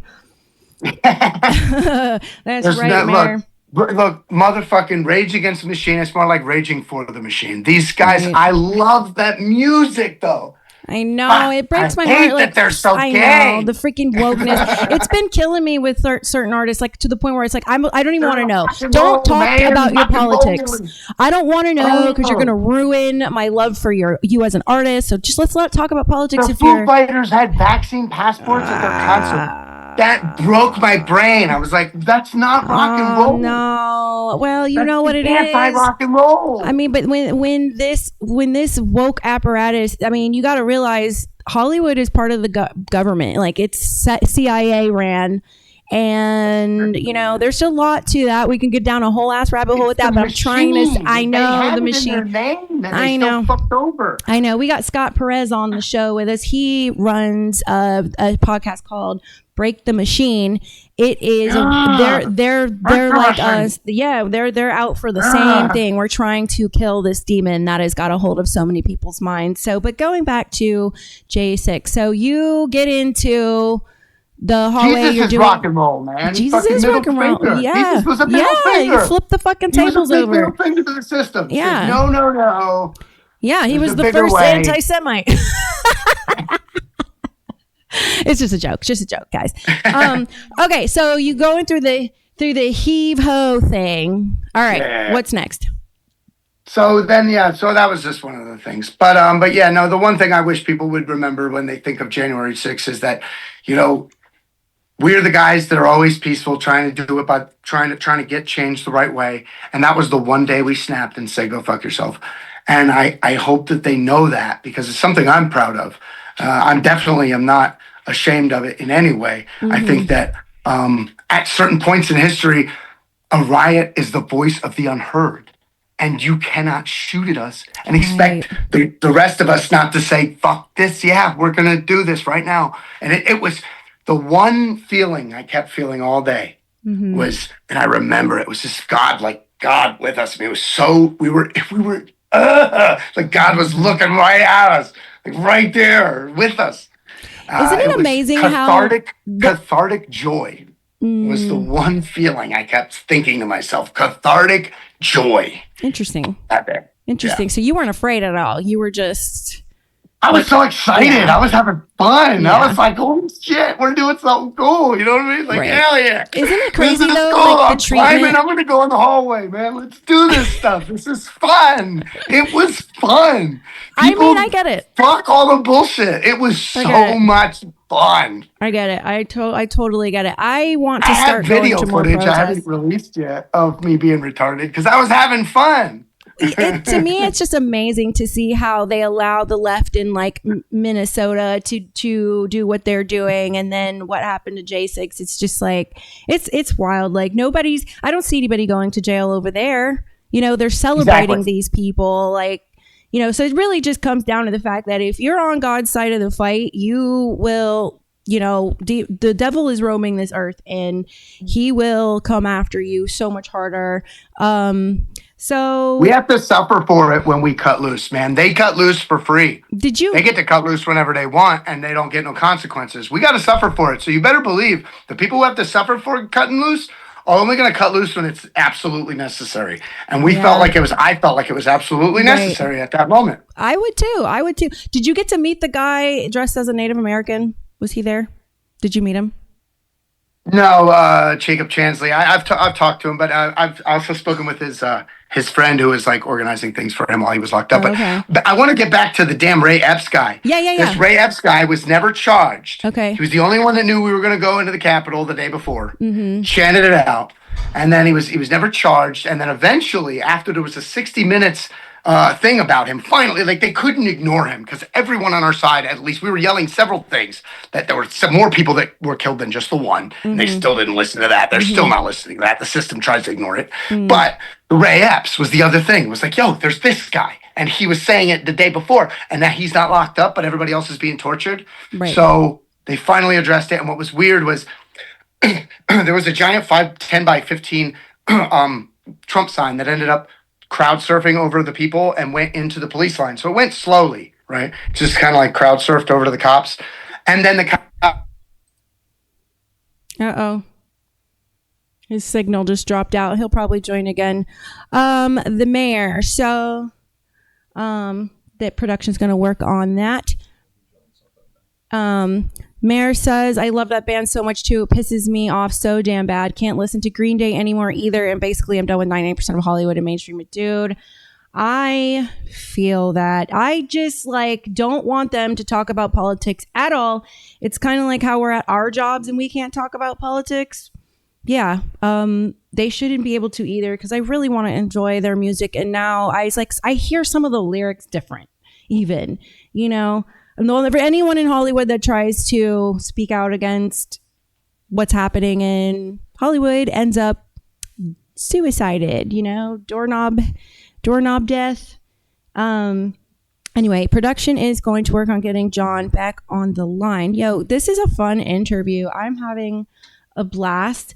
I know two others that were pardoned from J6. So one is a lot higher up in the Proud Boys. He is going to come on eventually. And then I've got another, yes, Mayor. He is active on social media.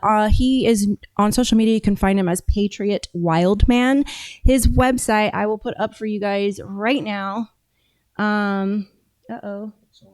Okay, so it's only formatted to come up on the guest interview, but his website is wearegoodmen.com, and you'll see all of his socials right there. Yes, thank you, Jason. Zeal says, remember the music from Woodstock? It was a whole mindset of freedom. Do you want to call?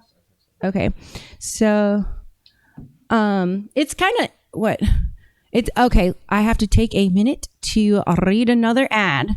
We are going to visit our friends here at 1775 Coffee for a moment.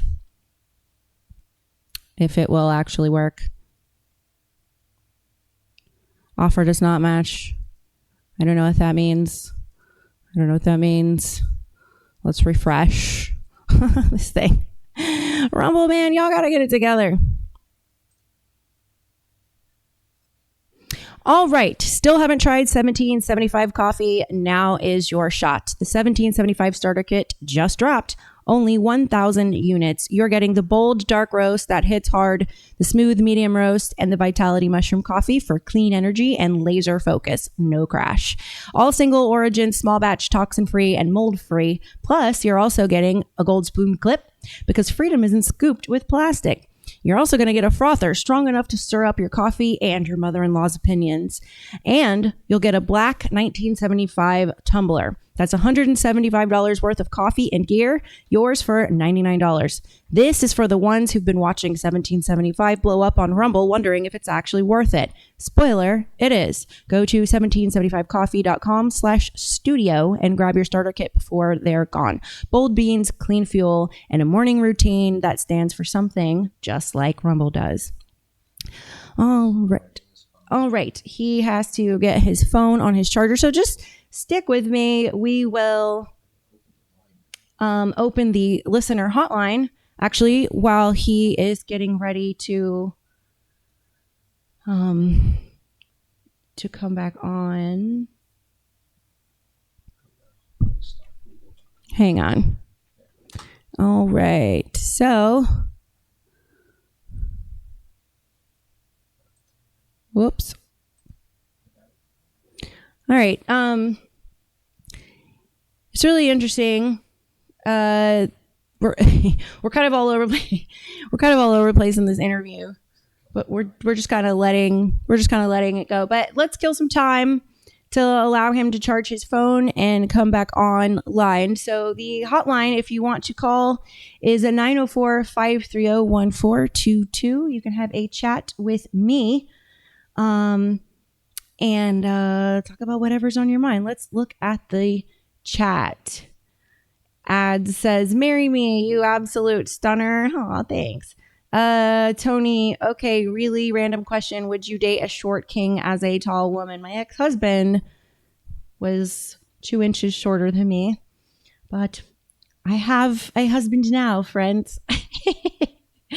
But the compliments are totally taken. Backwater says, I want to roll with them. When Jon comes through, I will make sure to let you guys know. So whoever wants to come visit up in Jacksonville, you can come hang out with me and the Proud Boys. I see the Proud Boys every now and then, maybe every couple months. John lives out in LA. Grant says, hey. Kleb says, wait, what in the... What do you mean, Kleb? What's wrong? Are y'all being shy? Do you guys not want to call? I mean, come on. Let's have some fun before he joins us, you know? Don't you guys want to talk to me? I mean, all these marriage proposals, but no one wants to call me. No one wants to chit chat with me and talk about politics or your annoying mother-in-law or marriage problems. I am a psychologist. Actually, my umbrella in psychology has to do with dark psychology, trauma, addiction, and sexual assault and deviance. Someone said a comment over in Rumble. Where did it go? Been a great interview, Luna. Thanks for this one. Patriot Wildman got you. Thank you, hun. Thank you so much, Mayor. But he will be coming back on, so never fear. The interview is not over. It's a good one. I knew it would be a good one. I told him to plan on, 2-3 hours, because usually when I have guests on, that's about how long it usually lasts. So I still see only one participant in the Zoom meeting. I don't like Zoom either. I look like when on the Zoom camera, I look like a vampire, like totally washed out white.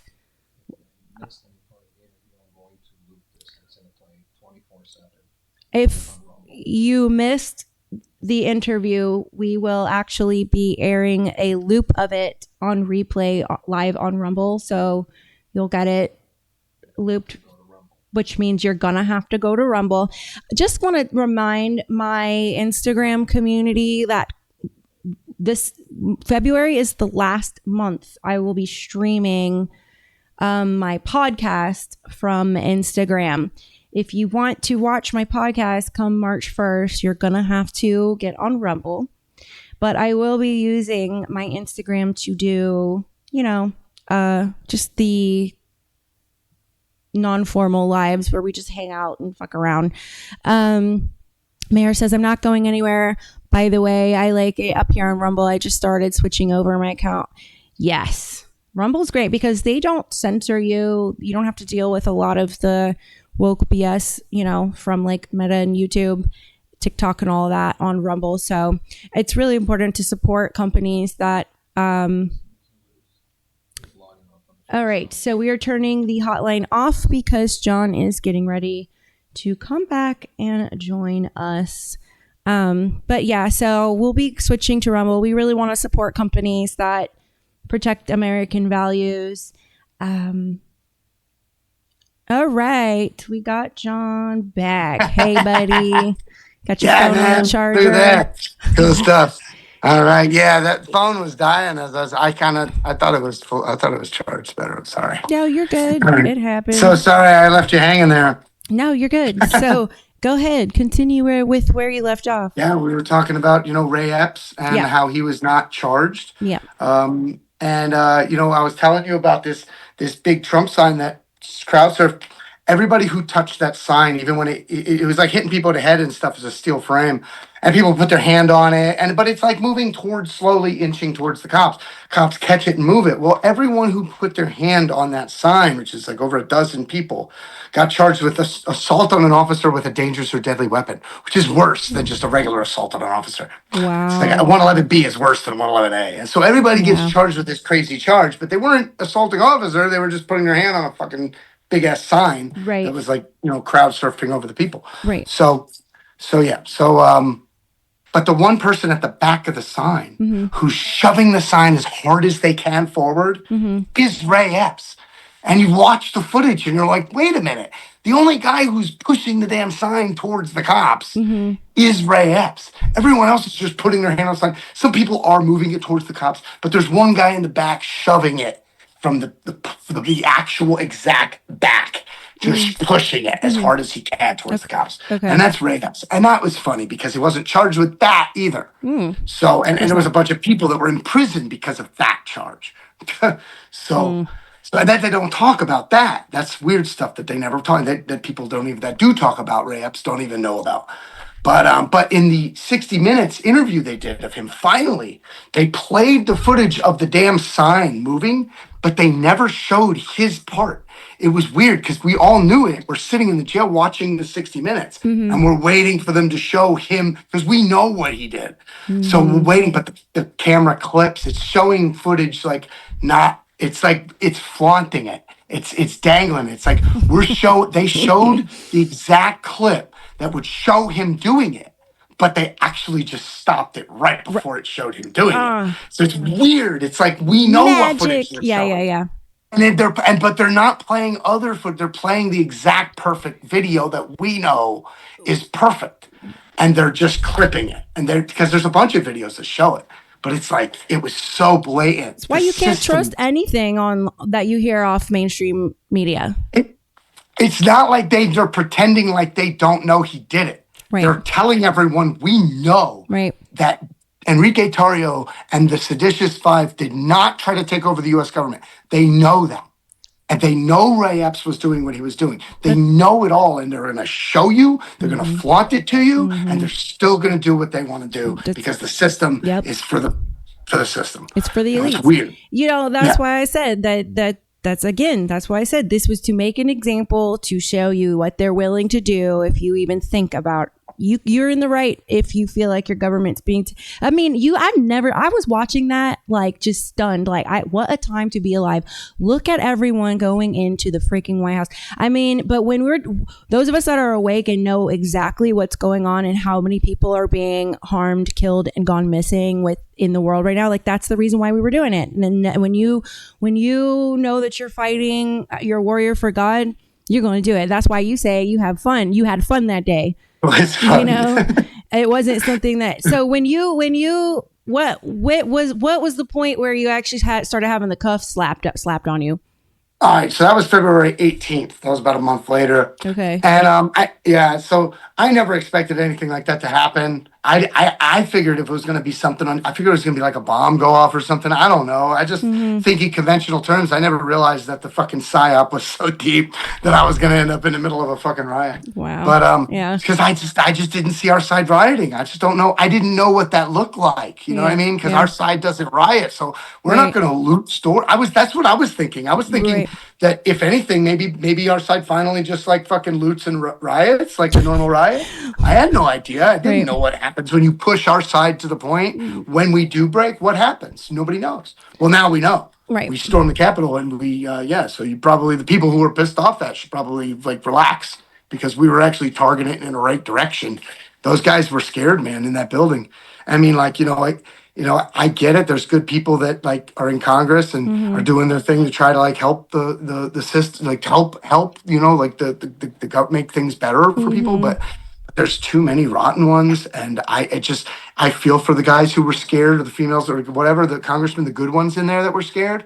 But like the fucked up ones, they're fucked up, and I feel like they even understand, like, we were right. Like you guys deserve to be a little scared, because like you're just operating this big ass machine, like the most powerful machine the world has ever known, on top of the most powerful machine the world has ever known. Like we're the apex a civilization, and like you guys got to do it right, man, because we're gonna either we're gonna do that, or I'm not, honestly, Trump has my full 1,000% support no matter what. I will die for that man. I love him. He saved my life. He saved all my friends' lives. He pardoned us and got us out of the worst situation that we thought imaginable. We didn't even think it was possible, And so I love that man. He's got a place in my heart forever. So they came to get you. Give us the scene when they come to arrest you. Yeah. So when they came and got me, Well, I just want to finish up this one point. The only thing that I know people are like, disagree with different policies of his, but the only real policy that I hope he comes through with is public trials of real corruption and real traitors. Like, I won't be happy. I know. Honestly, That's all of us, honey. I love Yeah. him no matter what, Mr. Trump, President Trump. I love you. You're the best. But we you know, elected like, you to my put these people in spirit will prison. not be Yeah. fulfilled until we see, like, on C-SPAN, Amen, brother. real executions carried out legally with proper due process. But we need to see some fucking traitors Hillary get hung Clinton, in front of the world, Obama. so that everyone knows. Yeah. You cannot do Yeah. this in the United States of America. For once and for all, we need to just hang a bunch of these motherfuckers because they are traitors. And then move on. Like, let's not go after Antifa and the foot soldiers. Yeah. Like, go after the side like they did to us. Yep. Like, they just picked us up and treated us like shit. It was the politicians that put this in motion, man. They need to fucking the CEOs and the politicians. That's why so many people are mad about the Epstein files and how Trump's really not doing anything with it. And, you know, it's if we get quiet about the Epstein files, then he's going to let it be forgotten about, because I unfortunately believe that there's got to be something why he, you know, he is kissing Israel's ass. And, you know, I don't know, but I don't want to believe anything. I just think that I think it might be too deep for him to do it. I mean, it might be. Yeah, it that might was be. what I was gonna I think say it's one of those next. scenarios where it's too powerful. He's the president of the United States. He wants justice just like us. Do I believe that he was part of the global child molesting network? No, I don't believe that, because he actually like turned on Epstein and like kicked him out of his stuff. And like he was like. He's never been known as like a fucking pedophile, and I don't get that. Ryan is asking, are there any pardoned J6ers that don't support Trump? I don't know, and I wouldn't speak on that. I mean, there's fucking jackasses fucking that turned on him, you know, like that stupid, crazy old lady that fucking went left libtard after January 6th because she's like, people will write and turn. You know, one guy wrote a thing to get out of jail. He wrote a thing, I hate Trump and all the things and blah blah blah. You know, so he wrote some fucked up shit and like a Benedict Arnold, fucking. But no, I don't suspect that there's any J6er probably. If you ask, I couldn't imagine. I think that. And the man pardoned us, man. I mean, right. I don't feel like it would be logical for anyone to be like anti-Trump at this point. Not of us, but okay. But going back to my question, but there is some disagreement about the Israel stuff. Yeah. I mean, that's my only gripe with him, because it's like, dude, you're already in your 80s. You're not gonna be president again. Just go balls to the wall, man. Just fucking do it. Go balls to the go max, as Candace Owens says. So okay. They want the picture I think that the painted. Epstein thing might be too deep, though. I know. I agree. He might be able to go after them and just sit down and do it a different direction. I think that's just because if you take out half our politicians and fucking create this global mayhem, guess who's not going to be in the mayhem of any of their pedophile politicians? China. You know, so by releasing the list, you might actually be hurting the free world worse. And then give China more power. We actually have to put our guys on trial. Right. We have to actually then kick our politicians out, put them on trial. And these China and Russia, they're not fucking kicking their politicians out and doing internal turmoil. We're the ones that shut ourselves in the foot. Right. So, you know, the king of whatever fucking Middle Eastern thing, his family's not worried about it. It's important for the listeners, in case anything like this ever happens to them, to know like what the scene was like when they came to arrest you, because we want to know what their tactics are. Like I was out how they, how are they, what is there to pre-dawn raid. Yeah. Pre-dawn raid, like I was fucking Al-Qaeda. Lights, fucking big-ass armored truck, dozens of fully militarized fucking in the FBI early morning agents hours. surround him. Fucking butt crack at dawn, before. It was still dark out. I wake up and the red and blue lights, there's loudspeakers. Mr. Mellis come out. This is the FBI. Wow. And I had to I pretty much suspected what it was about. Yeah. Right when I woke up to that. Yeah. So were you scared? So yeah. So no, I wasn't scared. I was actually. This is gonna sound crazy, but I was actually kind of relieved. Really? Yeah. For about a month, I was watching the media and I'm like looking at like, oh shit. Like they're going to come down. I didn't think it was such a big deal on January 6th while we were doing it. Okay. I'm like chilling. I knew it was a crazy day, but like I go back to the hotel, I'm walking back and I'm full of adrenaline and I'm like, wow, that was crazy. But like, DC riots all the time, so like it's not a big deal, you know. I get back to the hotel and I realize it's huge. So I went through about a month of like I'm a hyperactive guy. I'm a ADHD. I'm kind of like wild man. So like hence the name on Instagram, Patriot Wild Man. Wow. I like to hike mountains for fun to get my head clear. I like to go solo into the mountains. Good for you. But that's the kind of thing I like. But so my brain goes a million miles a second anyway. I'm like thinking about 100 different things at once, and like it goes a million miles a second. It just goes so fast. And I'm watching the media, and I'm like, oh shit! Like I thought we was gonna get like I don't know. I kind of felt I didn't. I was driving around a lot. I was bouncing around. Got a little paranoid, and I was worried about the Chinese. Actually, I was worried about the communists. Why? Yeah, Why? that's what stuck in my head. Why? The Chinese communists were after me. Yeah, I don't know why. You don't know how I got that? Because I feel like they knew. I was like, I got my eye on you, motherfuckers. You know, That's like hilarious. I see them. I'm not worried about the Israel thing. I'm looking at the China thing. Okay. And I'm like, you guys are fucking weird. Mm-hmm. And so. Yeah, I just felt like they were getting me. They were going to get me. So when the feds came in, FBI, I actually considered turning myself into the military. Okay. Woo. Yeah, like even just turning myself in and be like, look, I was there. Right. And everything. But like, I was like, but turn myself into like a military post or something. Yeah, it's like, I don't know, like Marines usually. Yeah. But, You gotta find me in the dirt, man. Well, like I mean, like I shit, I would felt go- like there was anybody who could like sympathize or like would be not sympathize, but wouldn't like assassinate me or kill me or hurt me or torture me. Like I felt like if I go to the Marines, maybe I'd have a better chance. I kind of felt I didn't trust the FBI. I think it's the military that's actually running like our government, to be honest with you. So it's probably it was probably a good idea that you didn't at the time, because I just with everything that I've been watching. I mean, I've been studying politics since I was little because I have a direct relative who was a vice president. So there's a lot about the government that I know is basically smoke and mirrors. And I come from a skull and crossbones bloodline. So, there's the military, I think, is compromised. And I think that is who tried to take Trump out. I think that there's a lot more going on. I think they were involved with J6. I mean, I heard that there were FBI people that worked in the cafeteria that were suddenly just sent to do crowd control that day, who had no idea how to actually deal with a riot. And so it seemed like they on purpose just wanted this mass chaos, confusion, and they were hoping for like the worst things to happen so that they could round up a bunch of you guys and put you guys in jail. So when you get to jail. Okay, so wait a minute. What was it like in the ride to jail? Like, what were they fucking with you? Were they cool? Were they? So my neighbor was he's like a high school wrestling coach, and he's like a teacher at the local high school. So the cops were all outside. There's a bunch of trucks, and they're arresting me. And my two FBI agents was a dude and a chick. But there's like a bunch around and stuff, and they're all like actually they knew my neighbor, so they're like in his kitchen. They're like drinking coffee and everything. It was weird.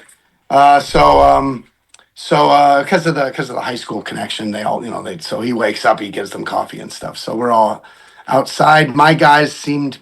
I mean, they seemed like Republicans, man. Like the dude did, and on his, I didn't, speak about anything or say anything. Good, that's smart. But on our way to the jail, like little things, like they asked, like, can they search my truck? Because it wasn't on the thing, and I gave them some pushback about it. But then I was like, fuck it, just fucking search the fucking truck. Bro, I would have been a problem the whole way. I would have been a problem, like I'm not trying to be a total dick, because I know you'll eventually get the damn. If you got a search warrant to go in my house, I just figured I'd just like it was a good faith. I'm trying to just like, hey, I'm not trying to be a dick. You know what I mean? Like let's get me. I get it if you want to arrest me and everything, but like let's get through the bond procedure. You know what I mean? Let's get a bond and get out of jail, because I know that you get a bond after you get out usually, which I didn't. Of course not. And when they were driving me to the jail, he didn't say anything, but I got the like through small talk. I got the feeling from him like he felt bad about like why they were arresting me. It's like beyond him. It's like it's bigger than him. It's not him. He's just like he's like. But like, it must have felt good to know that someone wasn't falling for it all, though. You know, it must have felt good to know that someone's well, not falling for it. it's all political. And he knows it's political, and there's nothing. He's in the damn thing. He can't really do anything about it. Right. He just knows that you're in for a ride. And I actually got a feeling from him. Like, I was optimistic, like I was going to get out on bond, and it was going to be like a fight for a while in the courts. But that's the typical thing: is you get arrested, you get out on bond, you got to fight for court for a year or two, and all this stuff. But I got the feeling from him, like he knew I was in for it, and he didn't want to say it. He was like, right. Like he was kind of like trying to like kind of send like a like, sorry, buddy. Hang in there, buddy. It's gonna be your ride, But like, I don't think I'm not thinking about you. Right. That's awesome. So when you get to the jail or prison, I'm assuming it would be jail first before, or did they take you straight to prison? So I went to one jail locally for about a week. And I was locked down for that because of COVID. They're locking everybody. Whenever you get to a new jail, they lock you down for a week or two for quarantine. Okay. So you're in solitary, but like I get in a pandemic, I'm not complaining about that. I actually would now. I don't think that's cool. But I beyond that is then I go to another jail. I get to go through that again there. So I'm never getting out. And then I go to the DC jail right away. So I basically went from the gulag. just skips it. And now that was the infamous DC gulag. I was one of the first groups that got there, and I was one of the last of the original groups that got there. So it was like one of the OGs. They called me after about 3 years sitting there in that fucking jail, and it was solitary confinement, and they denied us visitation for years. Yeah, they treated you guys really badly. And the guards thought we were all terrorists. Of course, white supremacist terrorists. The black guards of a DC jail, a lot of them are African, but the American ones, they all think they're under this impression from the media and from the administration that was run by this thing. We called them the Rainbow Mafia. It's a bunch of lesbian women that are actually administration of the jail, and they're fucking crazy. And they're like, there's a couple white ones, but they're mostly black, and they're fucking these big ass fucking like dykes, man, and they're fucking. I have no problem with gay people. I love gay people. A lot of my friends are gay. I don't give a fuck. Right. But I'm saying, these broads, these like, when you get down to like that Kyle fucker, that Mantifa in Minnesota, or to the DC jail where they were treating us like torture for years, you dig deep into those things, and it's like this trans Tifa gay mafia that's like fucking doing it. It's solitary confinement for years, denied visitation for years. The guards were known to, if you had an argument with them during the day, you better watch the fuck out. Because your door's going to get popped in the middle of the night, and they're going to come in through the blind spots and have several guards. They did it to me. They actually, they didn't beat my ass, but they popped the door to intimidate me more. And it was about a year and a half in. I mean, they were already learning their lesson. Because we weren't taking it lying down. We were bringing court cases, bringing like filing complaints. I mean, Ryan Samsel was the first we actually to get. They went in his cell, they zip tied him, and then they beat him with an inch of his life. Lost sight in one of his eyes and everything. They put him in a deeper solitary confinement away from everyone for a couple weeks or so. And then they shipped him out as quick as they could. They keep you away because he was bruised, and all the things. But they did it. And then because he was complaining and it was a thing. And there's evidence but they did to me. They threatened to rape me during the argument through my door. What? Closed door, locked door. What? And the guard is threatening to rape me, all this crazy stuff. And I'm talking shit back, but it's a steel door, guard's downstairs. Well, in the middle of the night, the fucking door pops. No, sir. Yeah, so the door pops and there's several guards now. So a couple guards went up one way, a couple guards went with the guard that was saying they were gonna, arguing with me earlier. And I'm weird. I like this. We had our own cells, but we have a bunk bed in there, and I like to sleep on the top bunk because I could lay in my bed and look out the window. I don't have. If you're on the bottom bunk, I could pick whatever I wanted because I was in the cell by myself. But on the bottom bunk, you lay there and you're not, the window's not eye level. But if you're on the top bunk, the window's eye level when you're laying there so you can look. So I sleep on the top bunk. So when the door pops, I sit up and I'm sitting and the door is open and the guards are, the guards there, they're trying to, basically get me to do something. They want me to, they're like provoke you, intimidating me, trying to like scare me. And also like, what are you going to do so about you can catch another charge? Get me to, yeah. And I'm like, what do you think? I'm fucking stupid at this point? Like, come on, we've already dealt with everything else. So, if that had happened and you caught another charge, you wouldn't have been able to be pardoned. Yeah, and I gotta say, there was also another thing. There was letters, terroristic letters going to judges, our judges. Okay, Really? and there was like white powder in these letters, right? Oh. Going to our judges, going to not my judge, but here's the thing: there was two of us that were framed, and I was one of them. So there was How? two guys. They were using my name to write terroristic letters Oh my to federal God. judges with white powder in it. And I then like, what the actual? I didn't know until OMG. they called me to court one day, and the marshals brought me into this room. I had no idea. I thought I was going to court. I was like, I don't have court today. Why'd you guys wake me up? I'm like, I'm saying it the whole way.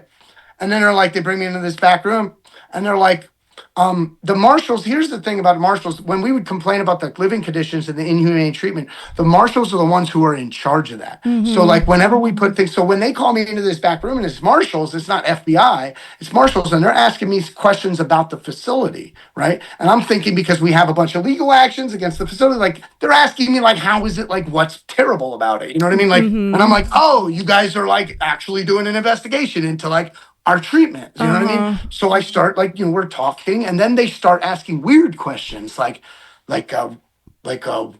do you know the name of some particular official? And I'm like, what? I'm like, what the fuck? That's a weird fucking question. Right. And then they said, well, do you have any, and then they like, it was like the second indication that I got a weirdness. They slid this picture of an envelope with my name on it, and it had a judge's name as the address.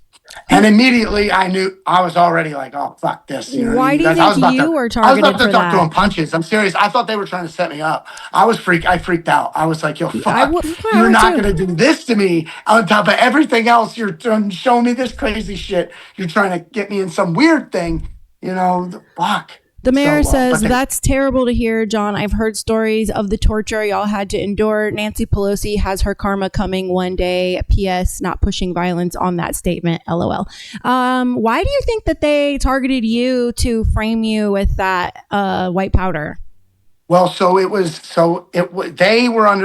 calmed me down, and they were like, we know it wasn't you. You're being framed. But the only reason is because they already had a guy that Jeffrey Brown had been framed the same way and moved out of the Why you guys?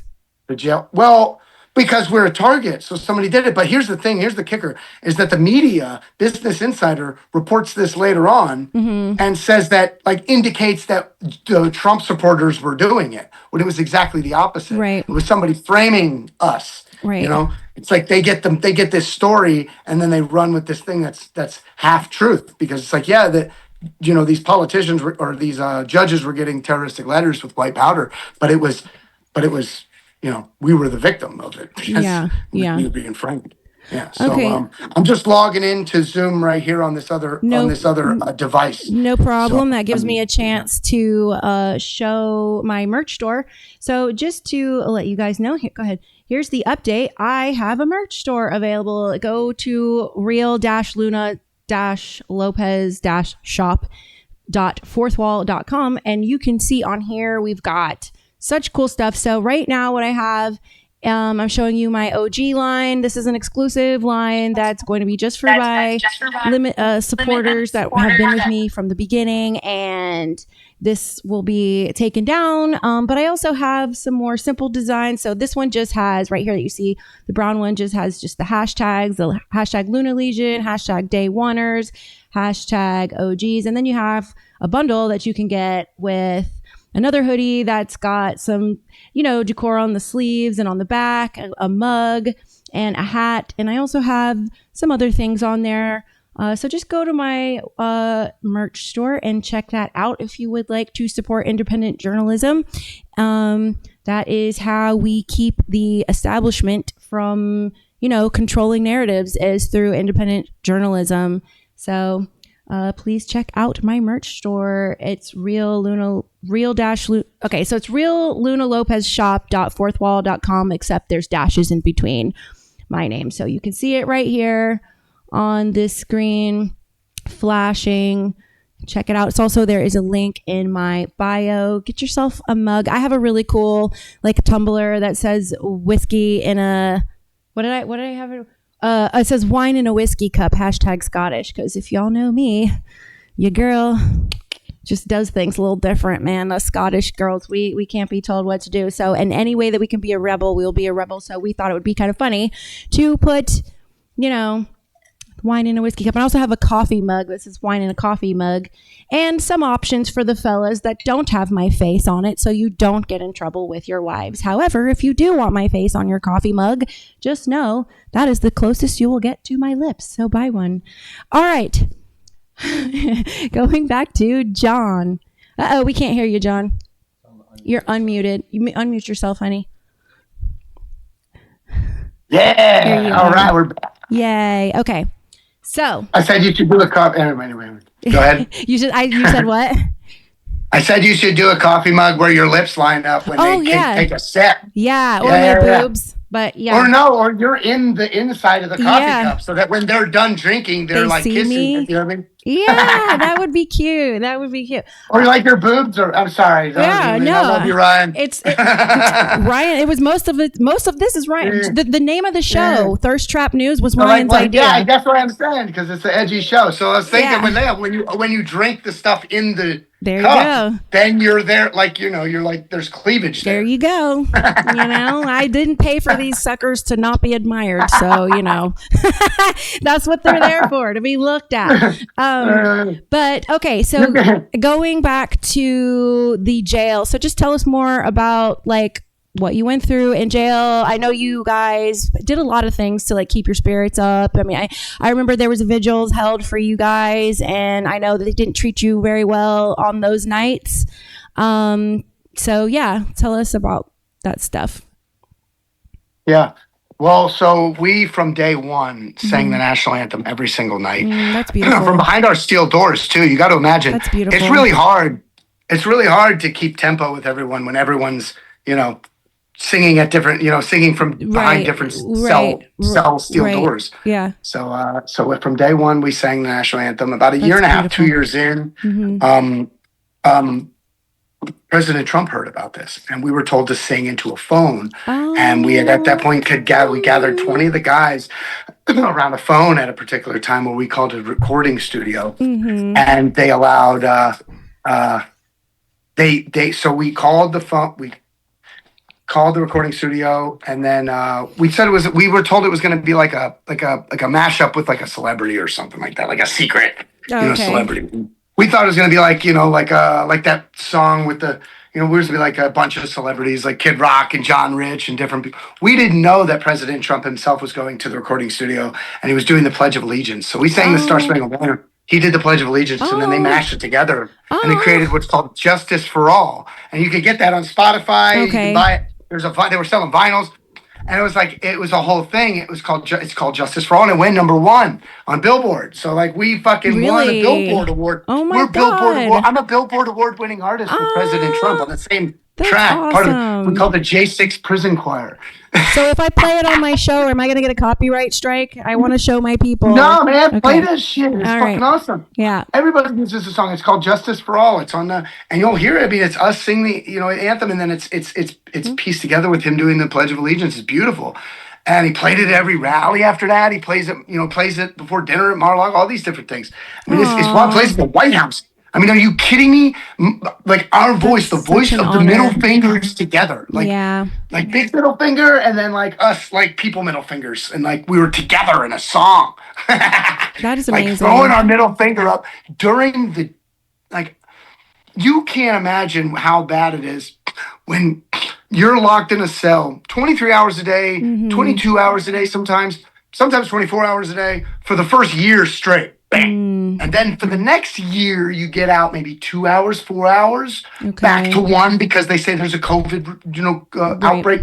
So the second year is sometimes you be out for 4 hours a day, but you get cut back down eventually. You don't get much of that because they make you down to 1 hour again out.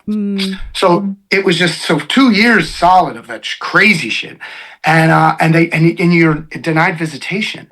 When they came in, not even video visit. And you medication. Can't see your family's faces for years. Yeah. The day they came in and told us we could finally sign our families up for visitation, the rest of the jail got video visits. They got also the glass visits between glass and you get non-contact, you get to see your family. They don't keep you from that. But for us, they did for years. And the Right. day they came in and told us we could sign our families up for visitation Okay. was January 6th, 2023. It was Okay. exact 2-year anniversary of Wow. January 6th. It was a message.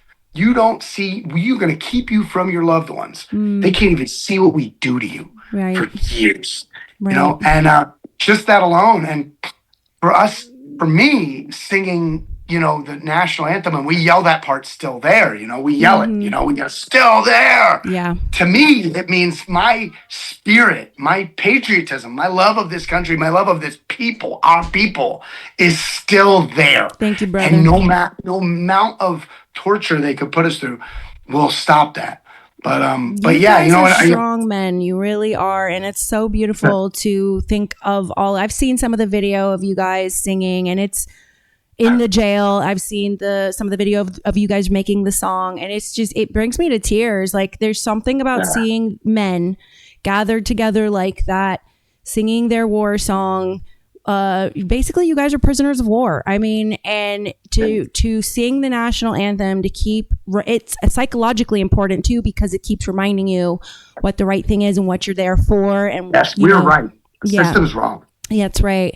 So I heard that when they were having the visuals, that they would make you guys like walk and shame you or something.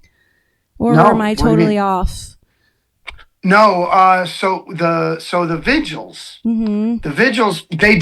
they were amazing. Let me tell you, the first time tears were brought to my eyes I'm sure. was when you see a group of people outside the jail protesting, and you can see them from the window. If you look, like in my cell, I could get all the way to the side and out one of the windows, like, because there's a vertical window and there's a horizontal window along the top bunk, you know. So like if I get to the far end and I look, I can see the flags and stuff. I mean, it brings tear to your eyes. I mean, it's amazing the first time you see that. The comments in the chat, they have tears brought to their eyes. They're saying that story brought tears to their eyes. It makes me emotional too. No, and so there's more poeticness to this as well. Let's hear Ashley it, Babbitt was shot in the neck inside the Capitol building. Right. Well, her mother, long story short, I don't want to tell her story, but she had an impulse, a dream. She actually had a dream, but she also had this motivation, this desire to come from fucking California to DC to hold a vigil every single night for over 2 years. 3 years, what's it, close to 3 years? 3 years? Yeah. I mean, it was definitely over 2 years Yeah. of that, till the final day when the last J6ers were released from that jail. That's amazing. Oh man, and it was so poetic. Every single night, 7 nights a week, there's like a dozen or 2 dozen, or sometimes hundreds of people, depending on, like when CPAC came into town, there was shuttles going there, so it was people fucking actually from CPAC we could get them over to the DC jail, and they really wanted to be there, see us. So here's the thing.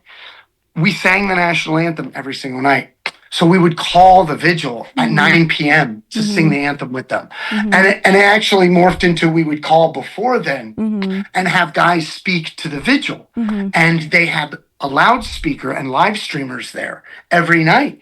So we could speak to the world. We were on the internet, and it was really cool. Yeah. And so we would call in, do that for years. I mean, over a couple of years.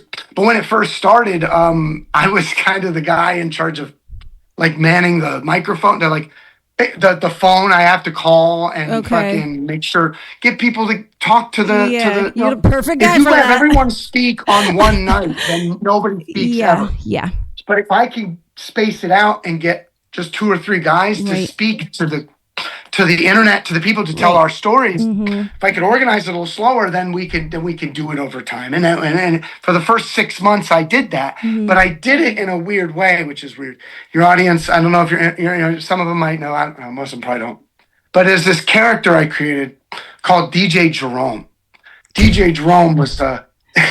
So I'm on the phone. I call, and for the first 2-3 minutes, so I would call, and then I would let one of the Patriots use it, the most of the call for his story, and then I would call back and I would get the next guy on. Like a radio personality. So I'm the guy in charge of the dang phone calling back. Everybody else is doing their thing. DJ So Jerome. I would take 2-3 minutes. Yeah, I would take 2-3 minutes of an intro where I'm doing this black radio DJ kind of voice. That's freaking cool. Yeah.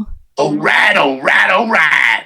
DJ Jerome coming to you hot and bothered with the spirit of the founding fathers. I There would you I would go. spend hours Yeah. every day writing scripts and raps and Oh, rhymes and yeah. whole things. Oh, just telling like jokes. The jokes I had everybody in stitches. Always news related jokes of Mm-hmm. like current events.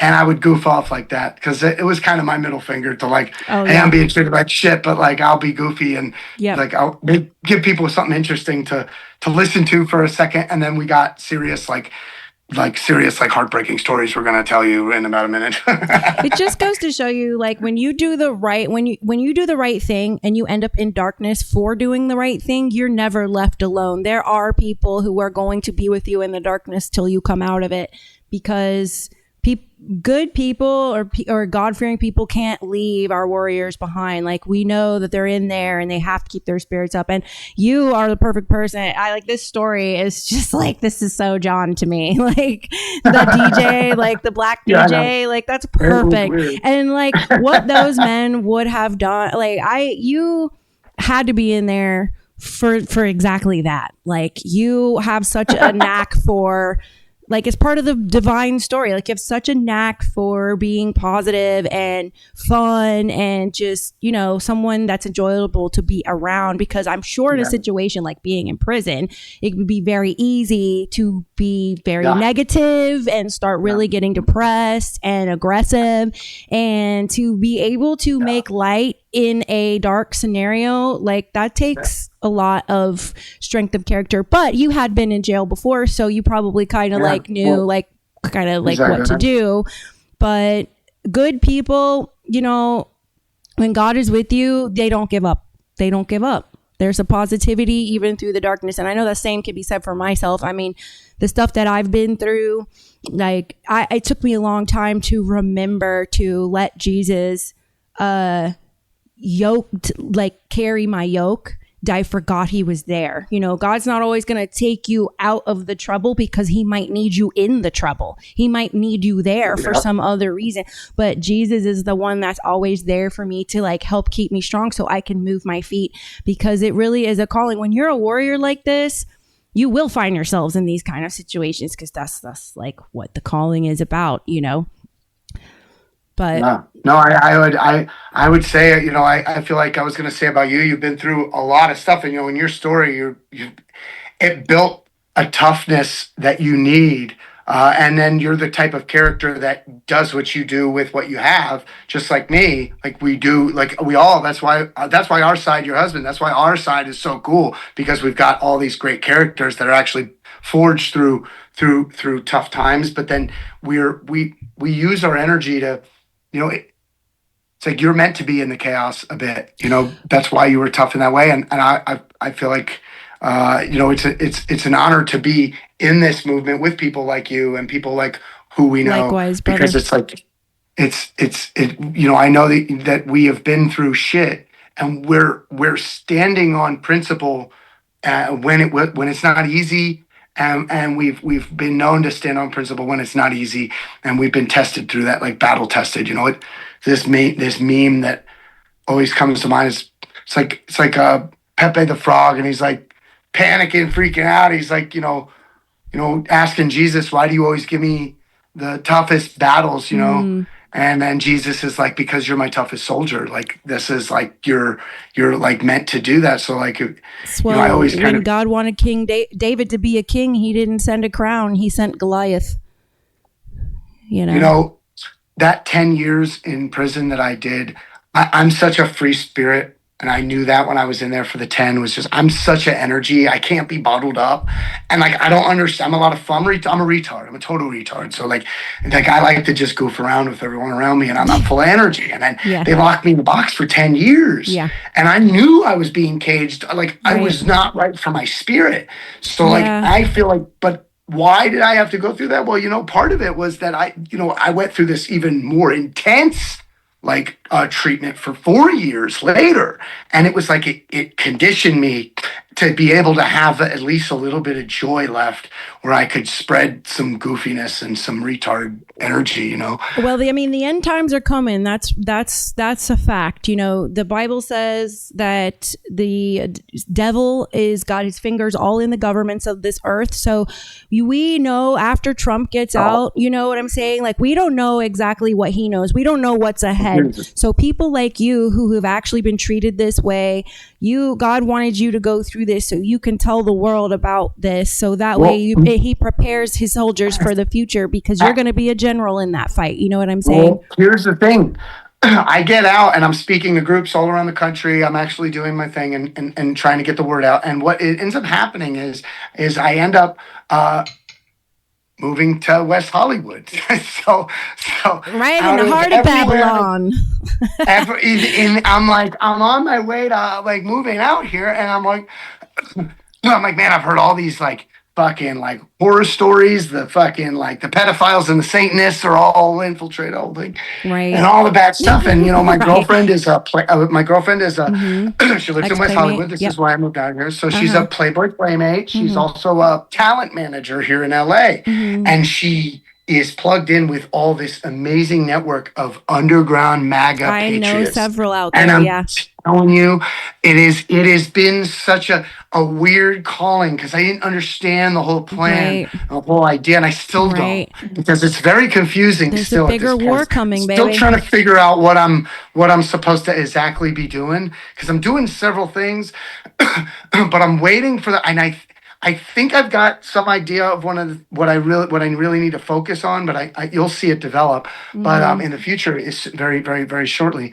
And you know, but it's like there was only one out of all the J6ers, out of all the Proud Boys that were J6, out of all the J6ers, I just feel like there's not the same kind of character and like energy that I have, and I feel like it really makes so much sense when I think about it, because I'm like, holy shit. Why you went through it. It puts me in the heart of the belly of the fucking beast to go fucking like not only red pill, because that's a huge deal. We need to red pill people. And I was a liberal. I was a Bernie bro years ago. But so I'm very well equipped to be able to red pill people who think they're raging against the machine, but actually bring them over to the raging against the machine side. What red pill you? Well, 2 years into Trump's first term, I was horrified when he was elected. Okay. 2 years into his first term, the same reasons why when Hillary ended up being the candidate, I supported her. The same reasons that she was a professional, been in the system, knows how it works. Right. Those are the exact now reasons I know are exactly the opposite of what I want Yes. in a candidate. Yes. But I started watching his press conferences. Uh-huh. I love long form interview, and I have no problem being patient watching a C-SPAN, stuff like that. Same. I love that. Same. So I start watching, they say Trump says this racist bad thing or rants and raves. So, and at press conference. So I watched the press conferences, and then I start watching some of the speeches, but mostly his press conferences where he's engaging with the media.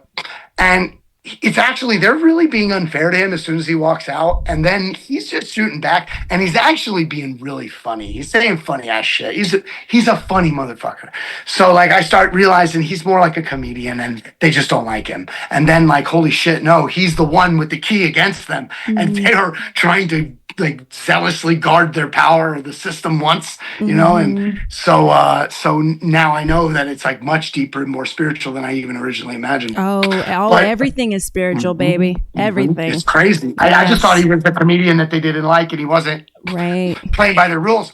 It's not that he's not playing by their rules. He's actively trying to wake everyone up that they don't fucking stop them. You know what I mean? Like we need like the real revolution. Like it's not even a revolution. It's more of a restoration back to our founding principles. I like that. That's good. I'm going to steal that from you. I'll make sure to quote you. I'm going to use that every now and then on my shows. I like that it's a restoration, because it takes the wicked sound out of like the other word. You know what I mean? I'm fucking 1776 all the way, man. Fucking rock and roll. The fucking Boston Tea Party. I was just about to say that. Yes. That I thought about on January over 6th. $3, like, folks. This is like a Boston Tea Party. Come on, we gotta do That's better. What I thought. We have to do better. They rioted over $3 increase. So come on, we need to do better. These children that are just the children alone. What's going on with the children?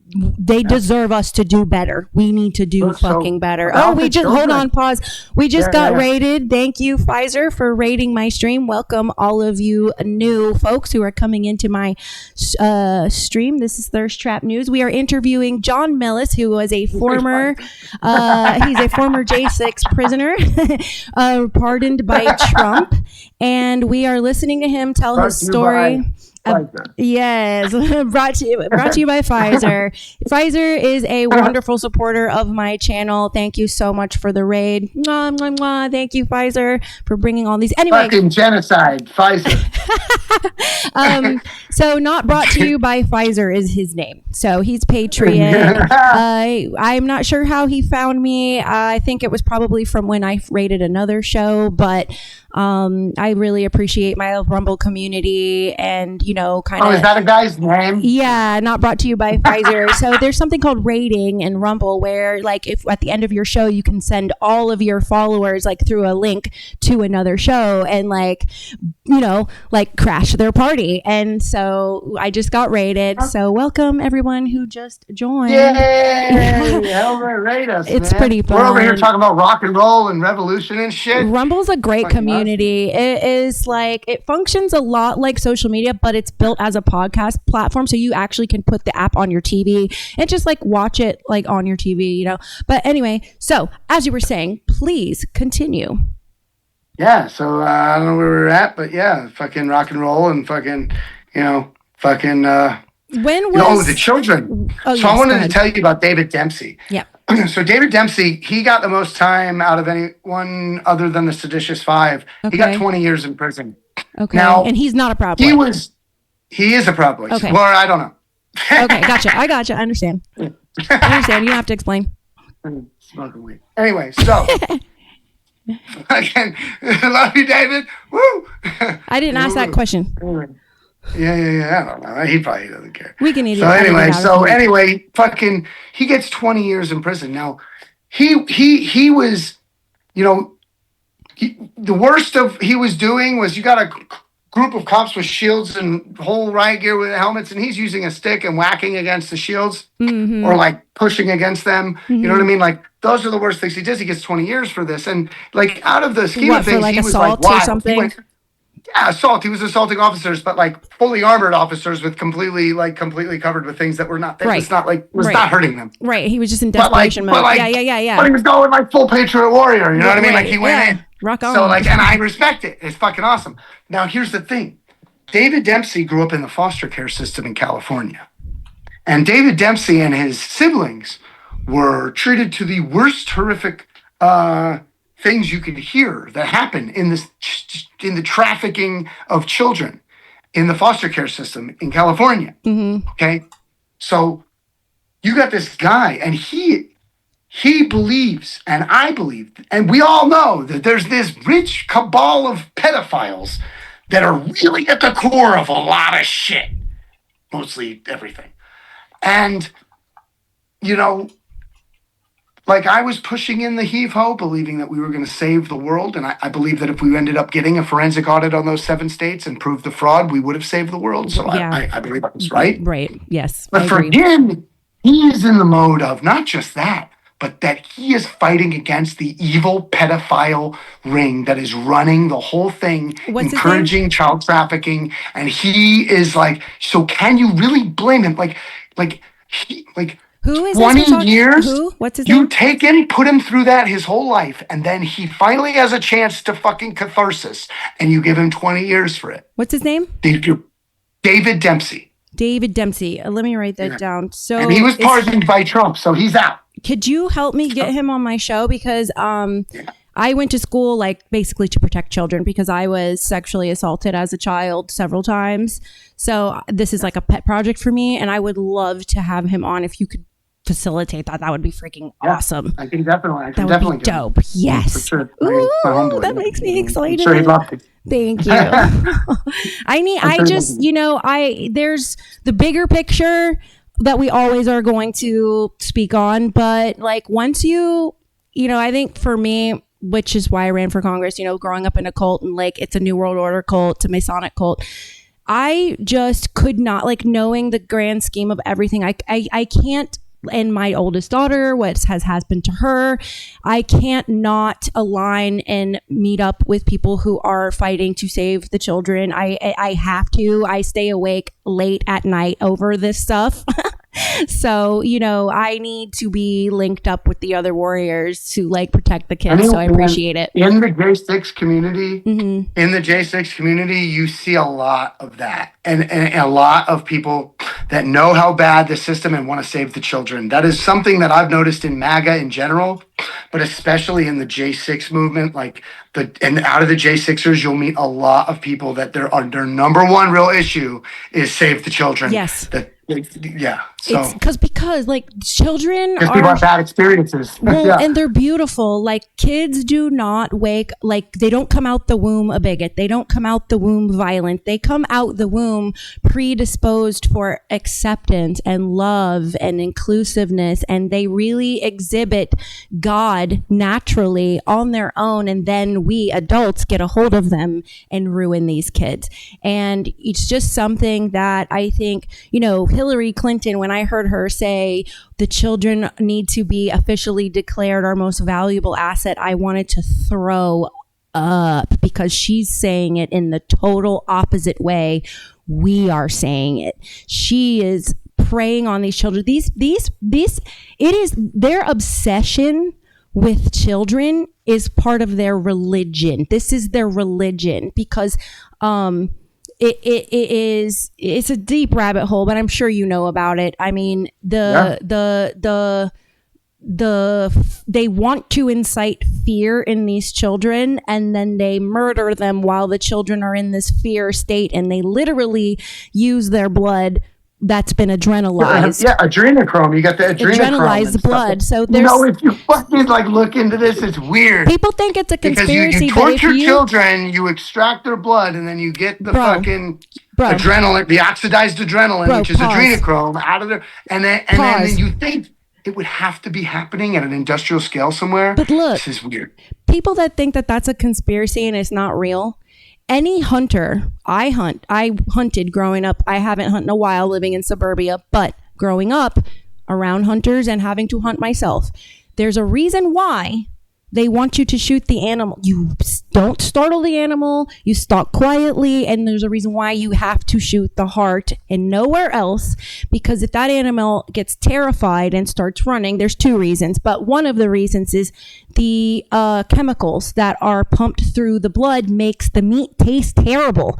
So you want to take the animal, whether you're bow hunting or shooting with a rifle. And any of my people watching that hunt know what I'm talking about. You want to shoot the heart when they're nice, calm, and at peace, because they go down in a peaceful state and the meat does taste differently. Now, if you shoot the body and you get the gut and the internal bleeding, and then things get destroyed, and the gut can also ruin the meat too. So there's the clean reason why, but the psychological mindset of a sentient being is incredibly the body follows the mind. So even hunters know you don't want to eat an animal that's in a fear state before it died, because it just tastes different. So that was my logical, when I heard the connection to the adrenochrome, my brain immediately was like, that's legit, because I know this about hunting. You don't want to eat a deer that's been running for an hour after you shot it. It's a drug. People do it. Yeah. And if there's a drug that people do, then there's going to be other entities and systems that are harvesting it in an industrial scale to make money and do whatever. I mean, it's weird. Any drugs. So it's if the drug is terrified children, well, there's going to be there's going to be factories of fucking little cubicles where there's kids being tortured in the whole thing, and they're being hooked up to tubes and being fucked, so it's that's weird. It's weird to even think that exists, but if you just extrapolate the pattern out, that's what it tells you. I mean, come on. It's not. People don't want to go down the critical thinking paths or ask questions that maybe challenge their belief systems because it's scary. And so you have to realize, most people are sheep. It's not necessarily a bad thing, because you do generally want a peaceful population. However, there's people like us that have to protect the sheep. So like we're the sheepdogs. There are things that we'll be able to spot and understand that these people will never be able to understand because it's just too scary for them. Their nature, they don't want to look at it. They don't want to know that that's actually happening here. And I don't blame them. And that's for us to carry. But for those of us that are awake and know these things and know them to be fact, we have a duty. We have a duty to blast the bullhorn. We have a duty to be the lighthouse. We have a duty to be the battering ram, heave hoeing together. You know what I'm saying? It's a duty because most people do not have the capability to bring it to that point, and it's not like we're not trying to bring violence. I just want to make that clear, but we're not going to run from it. If evil comes to the door, we're going to be the ones that come and greet the evil and protect the ones that need protecting, Yeah. But so after you have been pardoned, because it's fun. It is, but it is. It is. It's going to the fire. Fuck it, man. You know what I mean? No, I have. There have been times in my life where I'm like question myself, where I'm like, am I a psychopath? Like, do I have like deeper issues that I need to like be concerned about? Because I'm built for like every time there's something bad going on, I'm the calm one. I'm the one that's like keeping everyone chill. It's like, am I okay? But I think when you thrive in chaos, oddly. It's weird. But for me, that's true too. But that's because I grew up in a weird way. That's why you grew up that way, because you needed to be the way that you are, exactly. so that you could do what you're doing, and that exactly. keep your head about you. I mean, like shit, we can't be, in order to be able to talk like you do and stuff like that, and you got to be able to, face these things head on and not be able to not flinch and just, Right. Yeah. I'm definitely not the runner or the hider. I'm definitely even when I know I don't see their person's size. I don't see like anything. I just know I just got engaged and I just don't run. I don't know. But after you got pardoned, like what's your experience with being like with the left, with the right? How are people treating you now that you are out and it's known who you are? Yeah. So I moved to West Hollywood, and I've been to several events around the country to speak, and also I've been focusing a lot over here in California, a lot more. And I did a tour of the ICE facilities up the West Coast. You could check that out on my Instagram. I put some videos up. It was mostly dead. I did come in contact with some people at a couple other places. Sacramento, went LA, Sacramento, Portland, and Seattle. And in Sacramento and in Portland, I ran into some protesters. So all right. Well, so in Sacramento was more interesting. In Portland, it was raining. Okay. And there was like 3 protesters, and they were sitting huddled by their gear. Yeah, and there wasn't much conversation or anything. But with the Sacramento, there was conversation. I went up with Homegrown, you on here, woo! Went down there. Me and him went down there. Yeah. And I would get some footage and stuff. Yeah. And so there were like 3 of them sitting outside the ICE facility, the Sallyport. Okay. And they had like Christmas lights up and some signs. And I went up there to talk to him about, like, I wouldn't say I was a Trump supporter or anything like that. I had a shirt on that said Trump, but it was off to the side of my jacket was covering it. Okay. So, like, when they caught on and everything and they started to extend, I showed them. But because there was an unveiling at one point. You'll see it on my Instagram, Okay. Patriot Wildman. Okay. Yeah. Okay. So Sacramento. So we started talking about transgender, and they were just like, I mean, these people they're not like from different walks of life that have like different opinions politically, but they all agree on immigration. No, they agree on immigration, but they also agree on all the other crazy leftist issues that you can imagine, like mutilating children's genitals and giving them puberty blockers without their parents' knowledge, and like drag queens 20 hours. Yeah. All the things like the Twinkie fucking crossdresser in Antifa in Minnesota. Don't you love the rainbow Kyle. cult? Kyle, like they're all trained Antifa. They're freaking weirdos that want to cut your children's dicks off. Yeah. That's what they're about. Mm-hmm. So yeah, they're like, cut the kids' dicks off and then break up the family, and that's it. There you go. You win the society. You beat them. Right. So yeah, they were going out as soon as I mentioned the chromosomes. the XX and XY. The chick one freaks out. She's got a mask on and she starts trying to push me out of there and get me out of there. And I'm like, you can't fucking touch me. You know what I mean? I'm on a public sidewalk. So they she get got violent very quickly. Yeah, okay. She was physical with me. Yeah. She pushed me. She tried to push me. Jeez. And I'm like, get your hands off me. You can't touch me. I'm on a public sidewalk. Right. But that's what they do when they lose the argument. They want to get violent. Physical. They immediately are like, oh, he said chromosomes, physical violence, get out of here. You can't do, you know what I mean, a fascist or whatever they call you. Right. And then I'm like, the go-to. You're a Nazi. I'm on public sidewalk. So I even had an experience out here in LA. So I went to, there was a left-wing protest outside the Tesla diner. So there's a Tesla diner and it's shaped like a spaceship. So you're looking for these protests. You're putting yourself there. So I go to the ICE thing. That's one thing. Okay. But yeah, I go to protests that we have. We had that, what day was it? It was Trump's birthday and it was the birthday of the fucking army. Okay. We were having a protest, but they were doing a No Kings thing all over the country. So Huntington Beach, I go to that one. Right. And we MAGA took the high ground at the fucking pier. Okay. That's the hot spot. Like the literal high ground. We had it. We won. We won the day. And there was all the No Kings protesters showed up to try to do their No Kings thing. But we were doing a pro-America thing. So our pro-America thing took the center. And then they were now counter-protesting our thing. So I got them being assholes there too. You'll see the footage on Patriot Wildman on Instagram. Oh, it's gold, folks. I've seen it. Yeah. I've watched it like 10 times. It's so good. I'm like, I want to be there. Because you could just make fun of their signs. They're their signs easy don't make prey, any man. fucking They sense. are easy All prey. you gotta do is laugh. All you gotta do You is just laugh at them. You don't have to be angry. Don't angry. We won. We just laugh at them now. Because we celebrate. We're the winners. There's the popular vote every swing state. Right. Trump, they were trying to take him down for 10 years and he won the popular vote. That's right. That's a big fucking deal. That is. Majority of the country knows there's 100% of the population of America and probably like 90% of the population of the world. If they don't know one thing, they know who the fuck President Trump is. Yeah, that's right. So everyone has an opinion. For 10 years, they have not got, even when he wasn't president for 4 years, they couldn't get his name out of their mouths every single night on the national media. Oh, yeah. They are obsessed with him. All they did And was after make a bunch of all of that, supporters.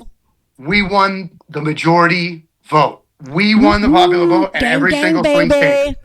So they made the game. Make your decision on Trump, and the American people chose Trump by a landslide. All right. So we go to, I'm celebrating on Helena Beach. Now, this is the same thing I did at this. So my girlfriend tells me we're going to meet some friends out who's in a band or some friends from out of town. We're going to see one of our friends' bands. And she says there's a protest going on at the Tesla diner. It's a huge spaceship looking thing. They got big screens. It's like a drive-in movie at the same time. And a whole bunch of Tesla chargers. It's amazing food. Great place. Anybody should go to Tesla diner in LA. And there's these anti-Tesla, anti-Elon protesters out front. And they're not every night or whatever. They used to. Sometimes it flares up. But I go there. And my idea is to stay upbeat demeanor, stay talking to my audience in the phone that I'm holding, and stay happy and talking, not engaging with the protesters, and walk down a public sidewalk. That's it. And I'm telling you, they assaulted me for like 10 minutes. Yeah, I saw. It was amazing. Yeah. I said it was amazing. Yo, your girlfriend was a fucking writer too, because she was right there in the background with her middle finger up, like "fuck you." She was like fucking ready to like go. After the cops showed up. Yeah. After the cops showed up and broke it all apart. Yeah. And my girl was like, "Fuck you. You can't do that." Yeah, she had a lot of shit to do. I was like, "Get him, Michelle." Yeah. So, and also I'd love to give her a shout out, Michelle Farrell Management. Love you. Yep. And yep. So anyway, I gotta get her so they on did the show that too. went viral. So I like to have my experience with the left, but then with the right in Hollywood, there's so much MAGA here. Artists, directors, writers, producers, celebrities, actors, comedians. Right. There's so many MAGA in the entertainment industry. There is. And they are just silent. That's all. Yes. They just keep their shit. Yes. But that's why I'm here. So we got a listener. That's why I feel like I'm here. I'm here to encourage Hollywood. Come on out. Like Jamie Kennedy. You check out Jamie Kennedy's podcast. He's got an amazing podcast. Great comedian, knows everybody out here, and everyone knows his heart is good. Hold on, let me pause you there for a second, because Reality Pocket has his own show, and he played your video on his channel. So I got another listener piping in with a show saying that, yeah. So you're famous, bro. You're fucking famous. God bless you, man. Thank you. But go ahead. But it was, and I would, I could sit here and pretend like, oh, I wasn't trying to get them to assault me. No, like I wasn't trying to get them to assault me. Like the commotion. I knew they were going to assault me. Yeah. I just wanted to catch it on camera. Of course, you I gotta have knew the that evidence. all I had to do need the was be evidence. a happy Trump supporter, Yes. walking down a public sidewalk, the same exercising thing. my First Amendment right, and they would do all the crazy stuff.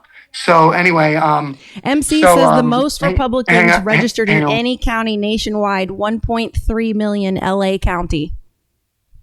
All right. So anyway, did you hear what I said? What'd you say? MC, he's out your way. He said there's the most Republicans registered in any county nationwide, 1.3 million in LA County.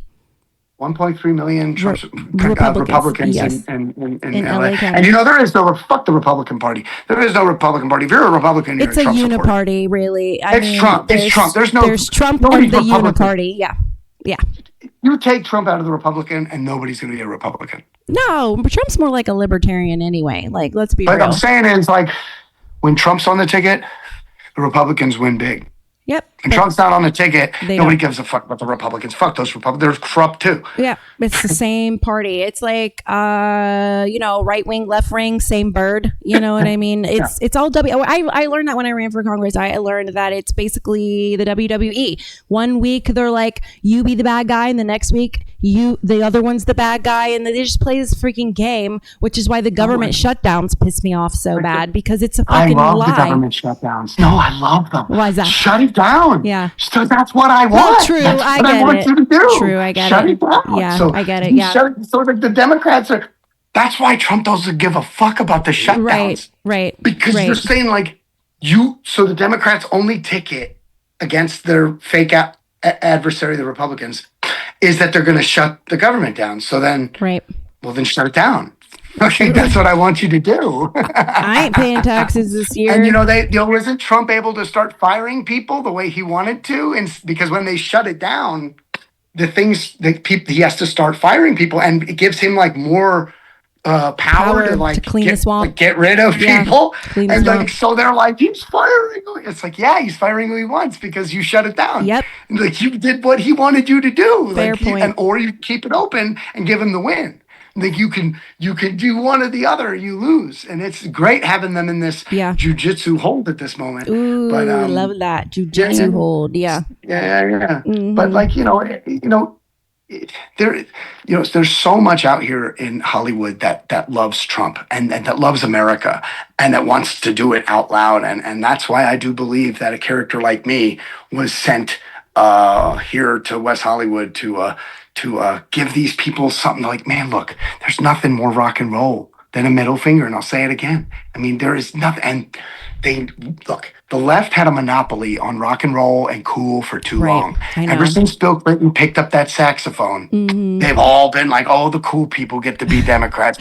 I was a Democrat. I thought it was the cool for the people party, middle finger to the system, blah, blah, blah, for the little man. Well, guess what? That is us for sure. MAGA for sure. And the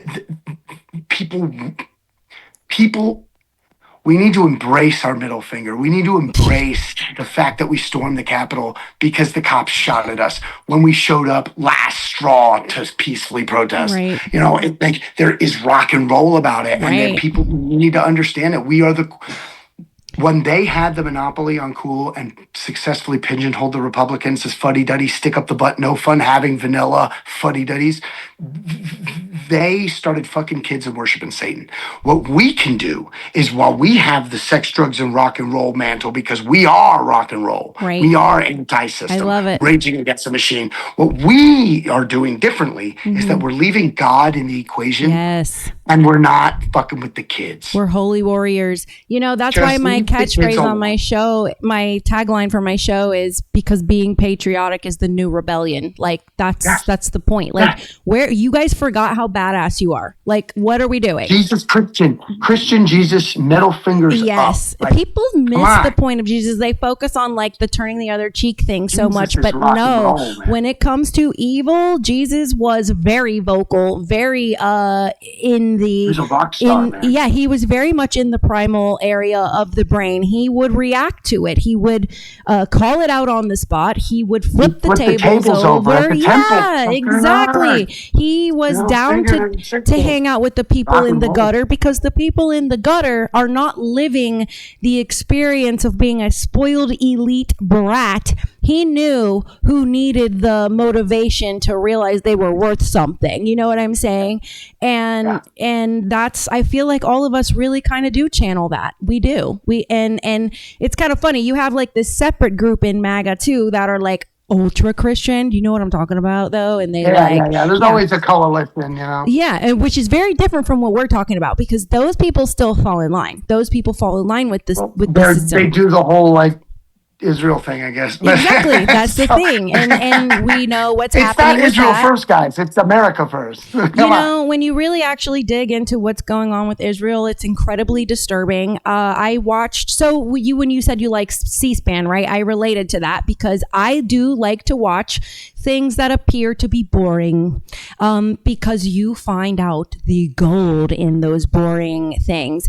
And I watched last night about 2 a.m. a journalist who was interviewing, I forgot the guy's name, but remember when Syria got the revolution happened in Syria a couple years ago, 2 or 3 years ago, and they got the new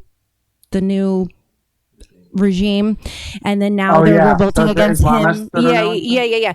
So there was so much gold about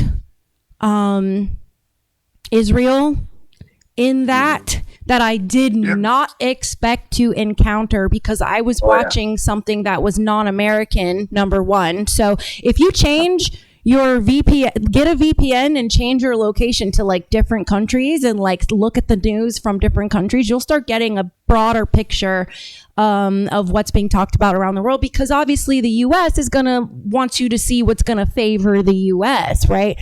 So this I encourage people, like, look at the stuff that is not mainstream, that's not popular, that might be C-SPAN, that might be like this little channel, that's, a British journalist in a war zone who has this documentary was gold because he had no political rhetoric in it. It was just fact finding. It was just how did you feel here? Did this happen? How'd this work? And it was so neutral. And it kind of brought me to a kind of self-correction when it comes to the Middle East a little bit, because I realized last night, like, there's some propaganda that even I wasn't able to detect was definitely the U.S. supporting Israel's crusade to take over the Middle East. And the stuff that even... so the U.S. is like backing Syria during this takeover or whatever, giving them all kinds of like military support.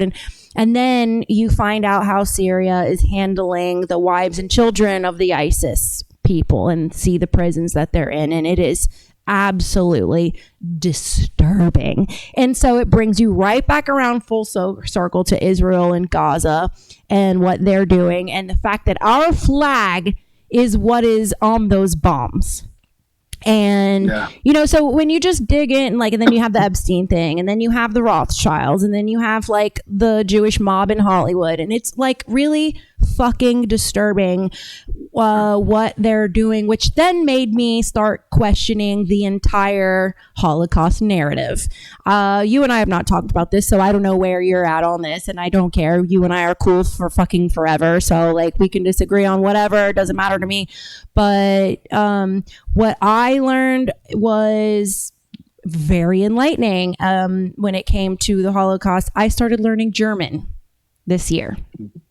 So I started listening to what I could find of Hitler's old stuff. And I was like, wow, this is not what they told us it was. Before, he got preyed on by MK Ultra, basically, and turned into the radical maniac that he did become. And then you learn about how many Jews actually died in the Holocaust, and then you learn that those numbers aren't true. And then you go, so no wonder they keep, once you put it all together, then it makes sense why they're constantly keeping the Holocaust talked about. We went through this, because they want to distract you from the criminal things that they're doing. And that includes all governments. They're all doing this. I watch everybody's bullshit, and what I've realized is it's really actually all of us inhabitants of the planet against 13 families. There are 13 families that have all married into each other that actually run the entire world. And when you realize that it's just really actually that small, you start to see the governments differently, because it's like they run the governments. The governments aren't even like, you know what I'm saying? It's these 13, it's who has the money. It's who has all of the money. And it's really us against all of them. And when you look at everything that's going on around the world, obviously, even with the stuff that we go through here, this is the best country to fucking live in. Like, it really is. It truly is. Which makes me incredibly sad for the rest of the world. And it really kind of like strengthened my faith. I had lost my faith from growing up in a cult. It did me some good, because it made me come to terms with our relationship with nature that they've tried to dull down and keep us, they call it magic and vilify it, and they keep your connection to God like dull and very, your self-worth with God. You think you got to go to a priest to speak on behalf of you and to tell you how to gain redemption, when really the whole goal of these families is to keep your connection to God dull, muted, and non-existent if possible, because that is the way they maintain power. So hearing your story, it's very faith strengthening, because it's very easy to think, oh, I have nothing left after this. I'm sitting here in this prison. My life is going to be horrible. And look at where you're at. It's your life is great. In my eyes, your life is going great. Like, you are really turning what you went through into like your freaking gasoline. Like, you're going, like you're using it to that fire, it's just, I gotta have to change things in the world. I have an impulse just in general to do that. I have to make an impact. I have to do something. When I got out from 10 years in prison, I volunteered my ass off all the time, because I just wanted to give back. I wanted to have some impact. I wanted to do something. So there's this impulse in me to just take what I can, what I have, and be able to just like shape the world around me in a better way. And when they give me a platform, all this stuff happens, and now I'm in West Hollywood, and it's weird. I have this weird platform. I feel like I want to use it to the best of my ability to make the world better around me. And I feel like, we can win against the system. It is possible. But because once you say we can't, then you've lost hope. Well, and I believe we can, by democratizing, just like right now, just like viral moments online, just like being able to democratize communication. Yeah, well, democratizing communication without censorship is so powerful, because when you let things go viral, what do you mean by that? Explain that. Democratizing right now, what we're doing right now, we're communicating, but we're broadcasting it to everyone right now. The ideas and the thoughts that we're having, and let's say someone chunks a part of what we say out and it goes viral or something, like these things, or things that people say or do around the world, like that can go viral, that touches people, and then they watch, and then it makes more people, and then more people watch, because everybody's like, holy crap. Like, democratizing that kind of communication, like social media, is without censorship, because with censorship, then it's being abused. But like when we can democratize it the right way, where we can actually like keep each other awake, instead of like letting any, like, because now, and the system, I don't think, likes that. The system wants censorship. When the system can't control celebrity and viral moments, because it makes celebrities out of people because it brings notoriety to people that you normally wouldn't have seen. But because the democratization of Trump was able to do what he did in his first campaign because he had Twitter, because of Right. social media, because Yeah. he was able to bypass the media. Yeah. Yes. When people don't watch C-SPAN, people to rely on what the media, what the journalist says about what happened in the hearing. People aren't watching the hearing. They're just saying, "Oh, we're going to listen to this journalist say this happened in that certain hearing on Capitol Hill." Well, we can watch it now, and we can talk to each other now, and spread it social media and stuff. So that kind of communication is revolutionary to the way that we can beat the system. We just got to make sure with guys like Elon Musk, who bought Twitter, be able to keep it censorship free as much as possible. I understand Right. adult content and things like Yeah. that. I get it. There's a conversation to be had about this type of censorships we have.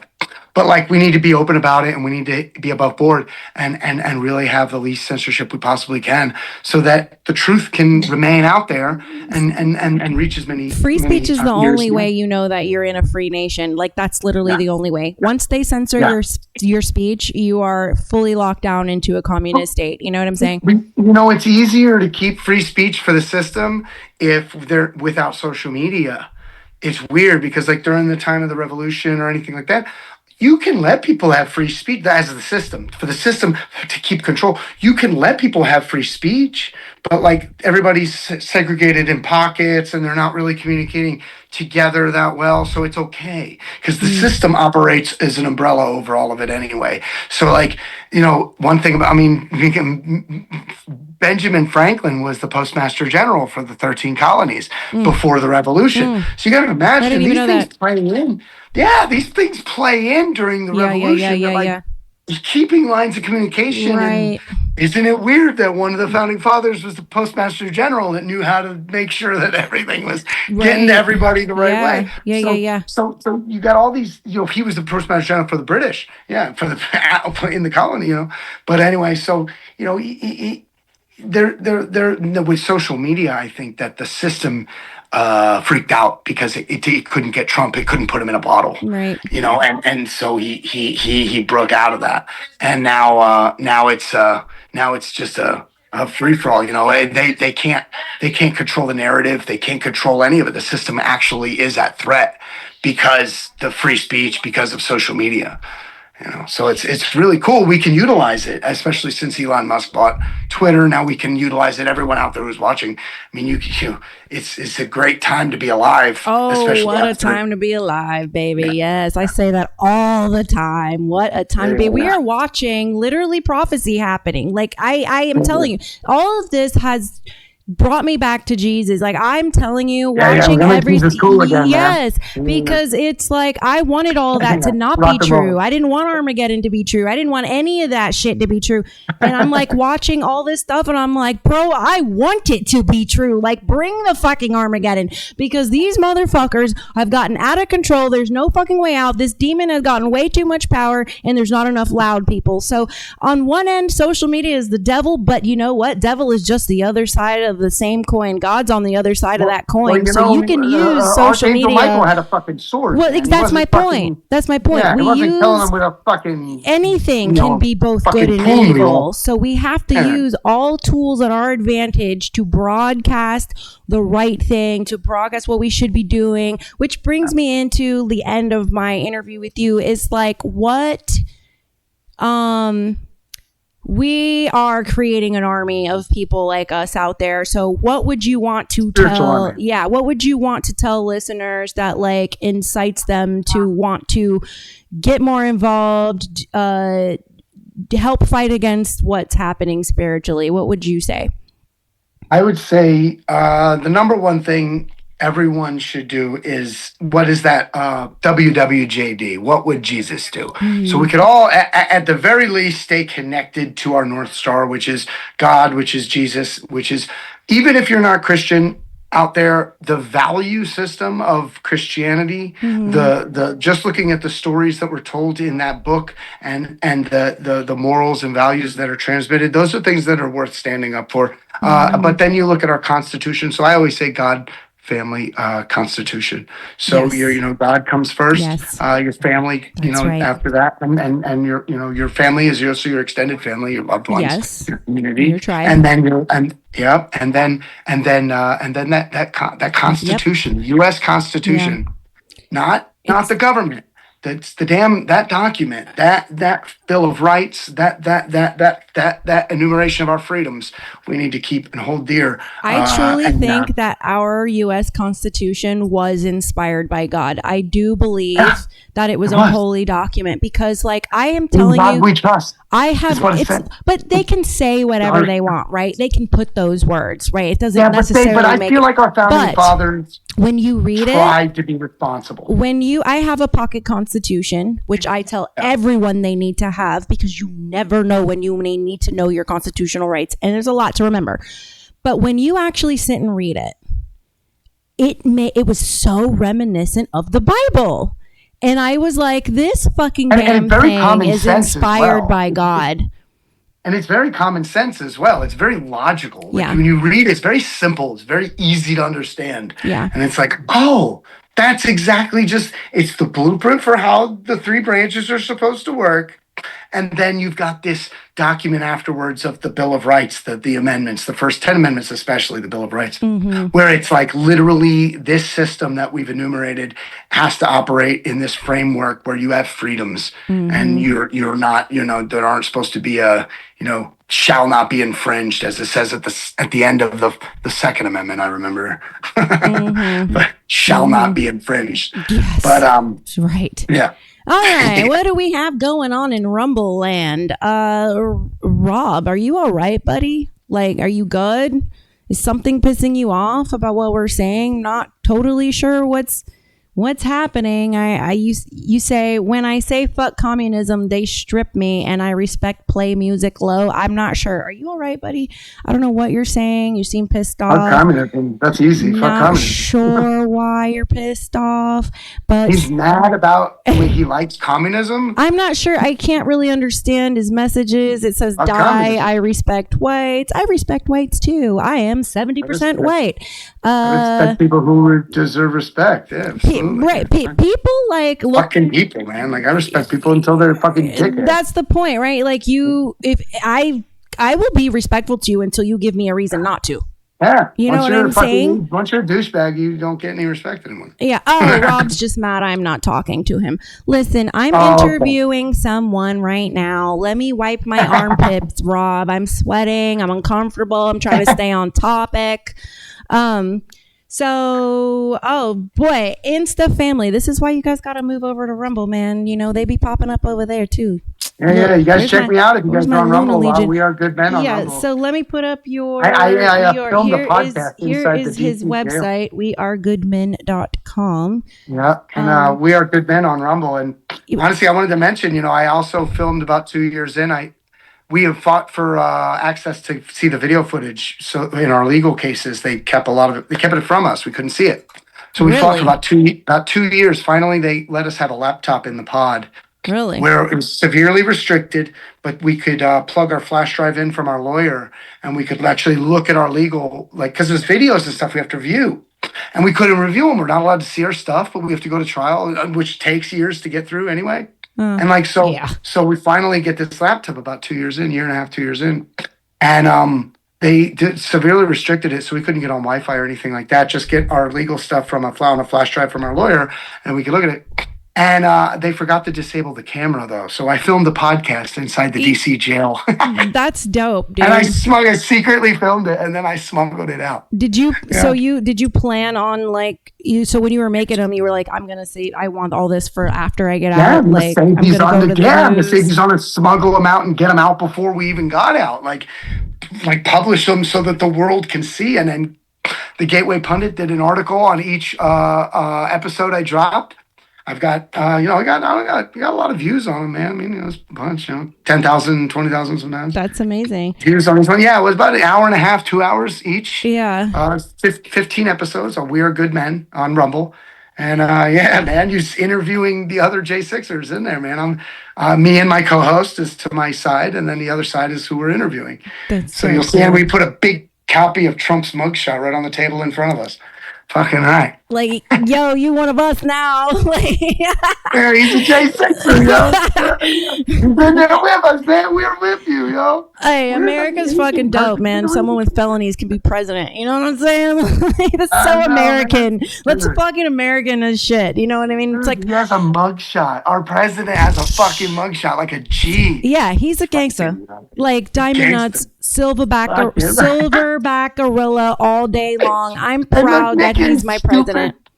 Oh, Nikki Haley and all those stupid faggots that were saying that he couldn't win. No, you need to pick another candidate because he just can't. He's got too much baggage. And it's like, you know what? That's exactly what America wants, is the guy that's the whole system is throwing everything at. Right.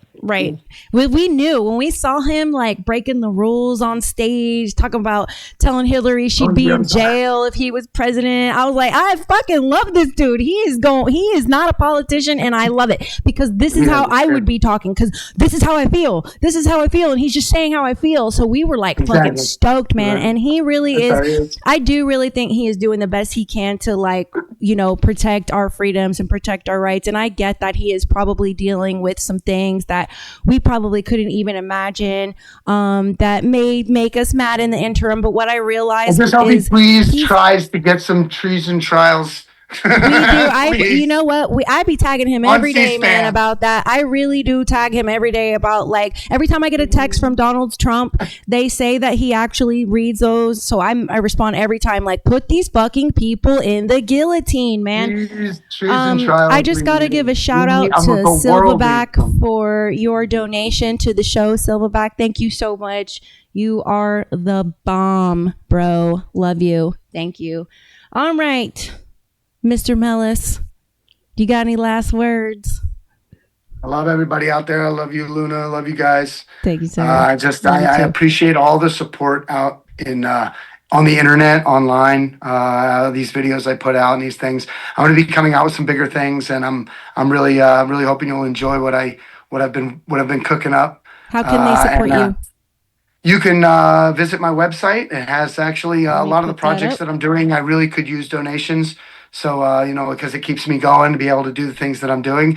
So if you go to wearegoodmen.com, you can please, donate there right now. I just want to take a second to say how important the donations are, because once you are a felon and any level above that, you know, the system is rigged against you to really be able to, like, move, support yourself, and be, you know, at the level you were before. So the donations really are important. So please, if you can support him financially, even if it's a little, just please do that. He is out there trying to save America with the rest of us. He is trying to, you know, those left wingers are fully funded. They are. I was watching Am I Racist by Matt Walsh, and this black chick, she does like a few days of like a couple hours a day yelling at a group of white people. And she makes like $30,000 to do that for a few days. And it's like, what the actual fuck, dude? I know. So anybody who can donate, if you have money to spare, I mean, seriously, I really appreciate it.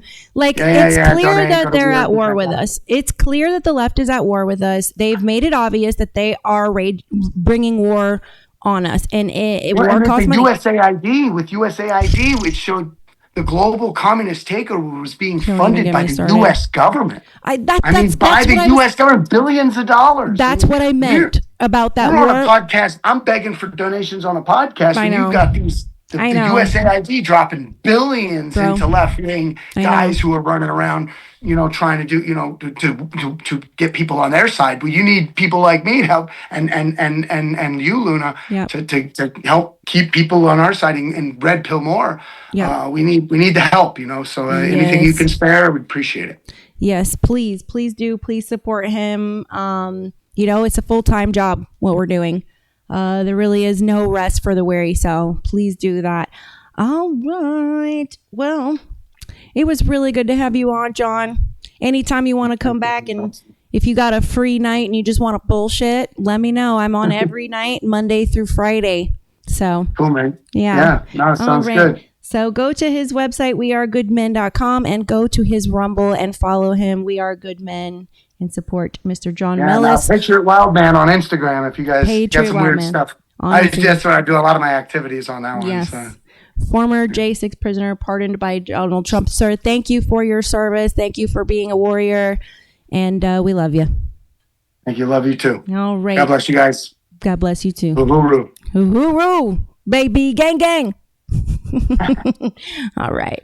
You feel free to close that out. I'm going to switch over to a solo shot. All right, my friends. I hope you guys enjoyed the show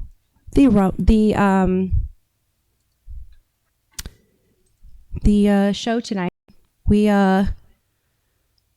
That was a good one. That was full of a lot of info. These men that have lived this experience, actually fighting the swamp, tactically, it's really good to know what they went through. Psychologically, it's great to know what they went through, and emotionally, because you never know when you may find yourself in that same situation. His Instagram handle is Patriot Wildman. If you go to my page and go to my followers, you'll find him, or people I follow, you'll find him there, or to my followers, you'll see him there too. But yeah, you never know when you might be in this situation. If a state like Florida is going to sign, has their governor sign an Israeli law that's applicable here in the United States, where you can't say anything against Israel, like, we have a serious problem, because like Florida, Texas, those were like the last two places where you could really actually like trust that it was free. And DeSantis, I want to say how disappointed I am to find out that you actually flew to Israel and signed this law into effect for Floridians. And I'm just going to tell you, I am an American. I don't observe any other country's laws. I'm an American. So you never know when you may find yourself in these situations. You've got to already have yourself resolved. You have to know what your principles are, and you have to be at a place when you're ready to start fighting where your principles cannot be compromised. And because if you are in a situation like Jon Mellis, the reason why he was able to find joy in the situations that he was in is because he knew what his principles were. He knew what, and that goes for the left. You see these people on the left shamelessly behaving the way they're behaving, and it's because those are their principles. And if we don't bring the same energy, they're going to win when Trump gets out, because what's happening with him in office now by people who say they support him, like Ron DeSantis, these people are signing communistic laws. And I know that since America is the last stronghold, when America falls, it's the beginning of Armageddon. So at the end of the day, we may not be able to stop what's coming, because it may just be divine. The whole entire world has to be, if there's still a safe place to go, I don't see God coming down and intervening. But once the last stronghold is consumed by demonic influence, and the last stronghold has turned its citizens into zoo animals kept behind cages, that is when it's going to come. And not only do you have to be convinced of your principles, but you got to be right with God, because you just never know how far anybody is going to take it. And yes, Reality Pocket makes a wonderful point. Hate is not principle. What your principles are should be about what makes you a better person. Hatred, it's okay to hate what is wicked, because that's what God hates. But outside of that, hatred is definitely not what brings anyone who thinks like us to the fight. It's the defense of what is good and holy being defiled. that brings us to the fight. The protection of what is good, what is innocent, what is holy, what is beautiful. And ugly things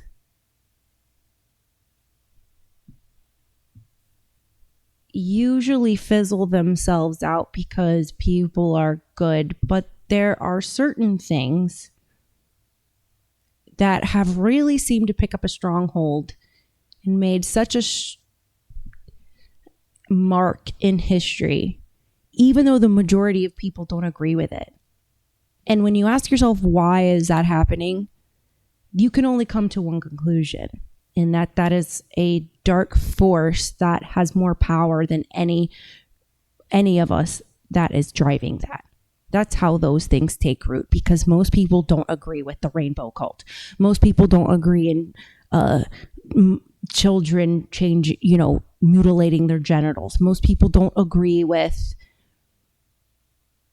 illegal immigrants just coming in here and acting like this is a freebie playground. So why are these movements so loud? It's because there is a evil entity that is very powerful being very loud.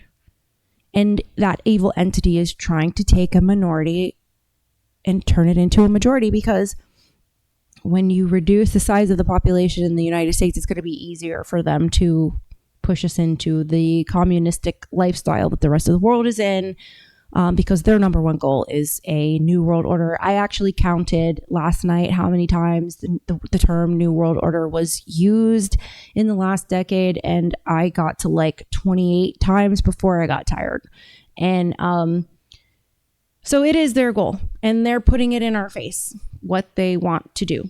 They speak on it, and it's like most people have glass eyes. It's like they don't see it, and it just passes by them right in front of their face, and they're putting it right in our faces. So the New World Order was what the UN was actually designed for, turning the world's population into a manageable population so that the elites can keep gatekeeping their knowledge, their I just learned about a city that's underground. Let me find it. They're not there. You can go to this website. They're very open about it. They don't hide it. This website, I can't play the video. I'm gonna have to play the video for you guys probably tomorrow. But there's underground cities, and it's openly available to the public to see on the website, and it is all about protecting the elites. There's a lot of things that go on in these underground cities. People go missing, the trafficking, all this stuff. A lot of stuff is starting to really, really make sense to me. And that's why I have this show. So, they're all over Silverback. They're not just under the US, but they're like all over the place. They're in every country, and they're like these lifeboat cities. The name of the website is something along those lines, like lifeboat something. But they're these lifeboat cities that are marketed to the elite as like, if a disaster happened, here's your survival lifeboat. And they use these cities like right now to, perform experiments on people, traffic people, make people go missing, hide assets, say, for instance, possibly Jeffrey Epstein, things like that. So, it's amazing when you really actually start digging into it. Like, you're kind of like, you feel a responsibility. And anybody that thinks that it's all this stuff is conspiracy, at this point it's just because they don't want to believe it. They just don't want to. Some things are so crazy that it has to be true. It's like when your mind wants to reject what your eyes see, that's when you know you need to pay the closest attention. That's when you know you need to pay the closest attention. All right, let me get to the chat before I jump up out of here. Maybe I'll open the listener hotline real quick. The listener, do not disturb. Is it on or off? Hold on. All right. I'm opening up the hotline right now. It is 904-530-1422 if you want to call in and say anything before I jump out of here. Let me show you guys my merch store. This is my merch store.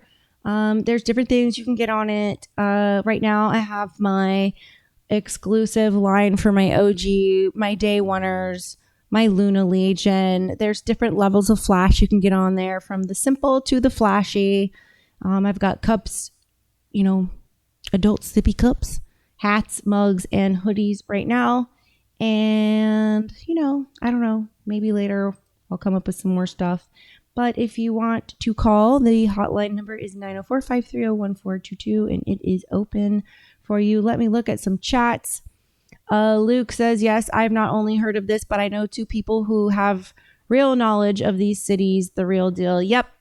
I am going to show a video soon on my podcast of someone who has done snuff films for the government, who actually got me down this rabbit hole. Paul says, people don't want to believe you are totally spot on. Most Americans just want to live their lives and not know or worry about anything that's going on, not in their norm. Yeah, they don't have the stomach for it. They really, really don't. Silverback, you're funny. All right, fan of the day. Who is gonna win fan of the day? All right, I am going to turn the listener hotline off because you guys be scared, man. One day it'll be a thing. The more I do it, the more you guys will actually be brave enough to call. Who do we want to? You know what? I gotta find a way for the mayor. The mayor just won it a couple days ago. Hold on, let me look. Let me go through the chat. Let's see. Let me look on Instagram and see who's actually still on, because if you made it this far on the show, you deserve it. You deserve it. Let's see.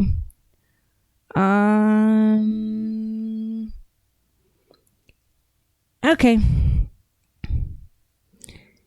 You know what? I'm going to let fan of the day is going to be Patriot Wildman. You know what? It's going to be Jon Mellis. Jon Mellis is going to have my show notes autographed with Patriot Wildman. Jon Mellis wins my autographed lipstick as show notes. Save them. One day it may be worth something. Producer Ryan will mail that out to you. Thank you for being on my show. The show was long and you hung in there, Patriot Wildman. So you know what? I'm going to give it to you.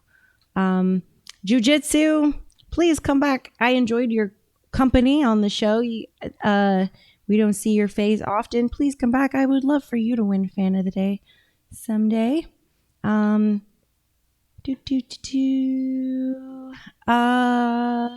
You are going to have a gummy in 30 minutes. I took a break from smoking for a little bit. I'm doing it for a month. But I do have my rum and coke here. Cheers. Cheers. Prost. Para los perritos. Salud. Skål. We're out here fighting a fight. All right. Well, as much as I don't want to, really, you guys are so much fun and I'm vibing right now. Reality Pocket, yeah, you were thinking the same thing I was thinking, but he did just win.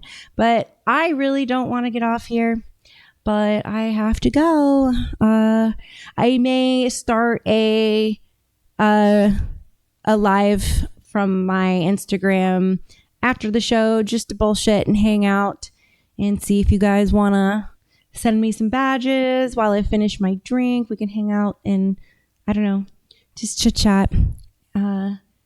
All right. Thanks for hanging with me. I am live every day except for Saturday, Sunday is my subscriber only shows on Instagram. That is the only show that will continue past March on Instagram. After March, my regular Monday through Friday show is going to be aired only on Rumble. All right. I love you all to pieces. Thank you for supporting me. Please have a good one. Endure the cold. And with that, I bid you. Do I have a raid? Thank you, Pocket. Let me do that real quick. Let me raid this show.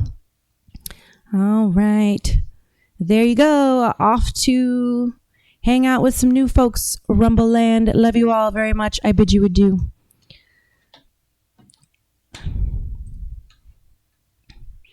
All right, and same to you over in Instagram land. I bid you adieu. Till tomorrow.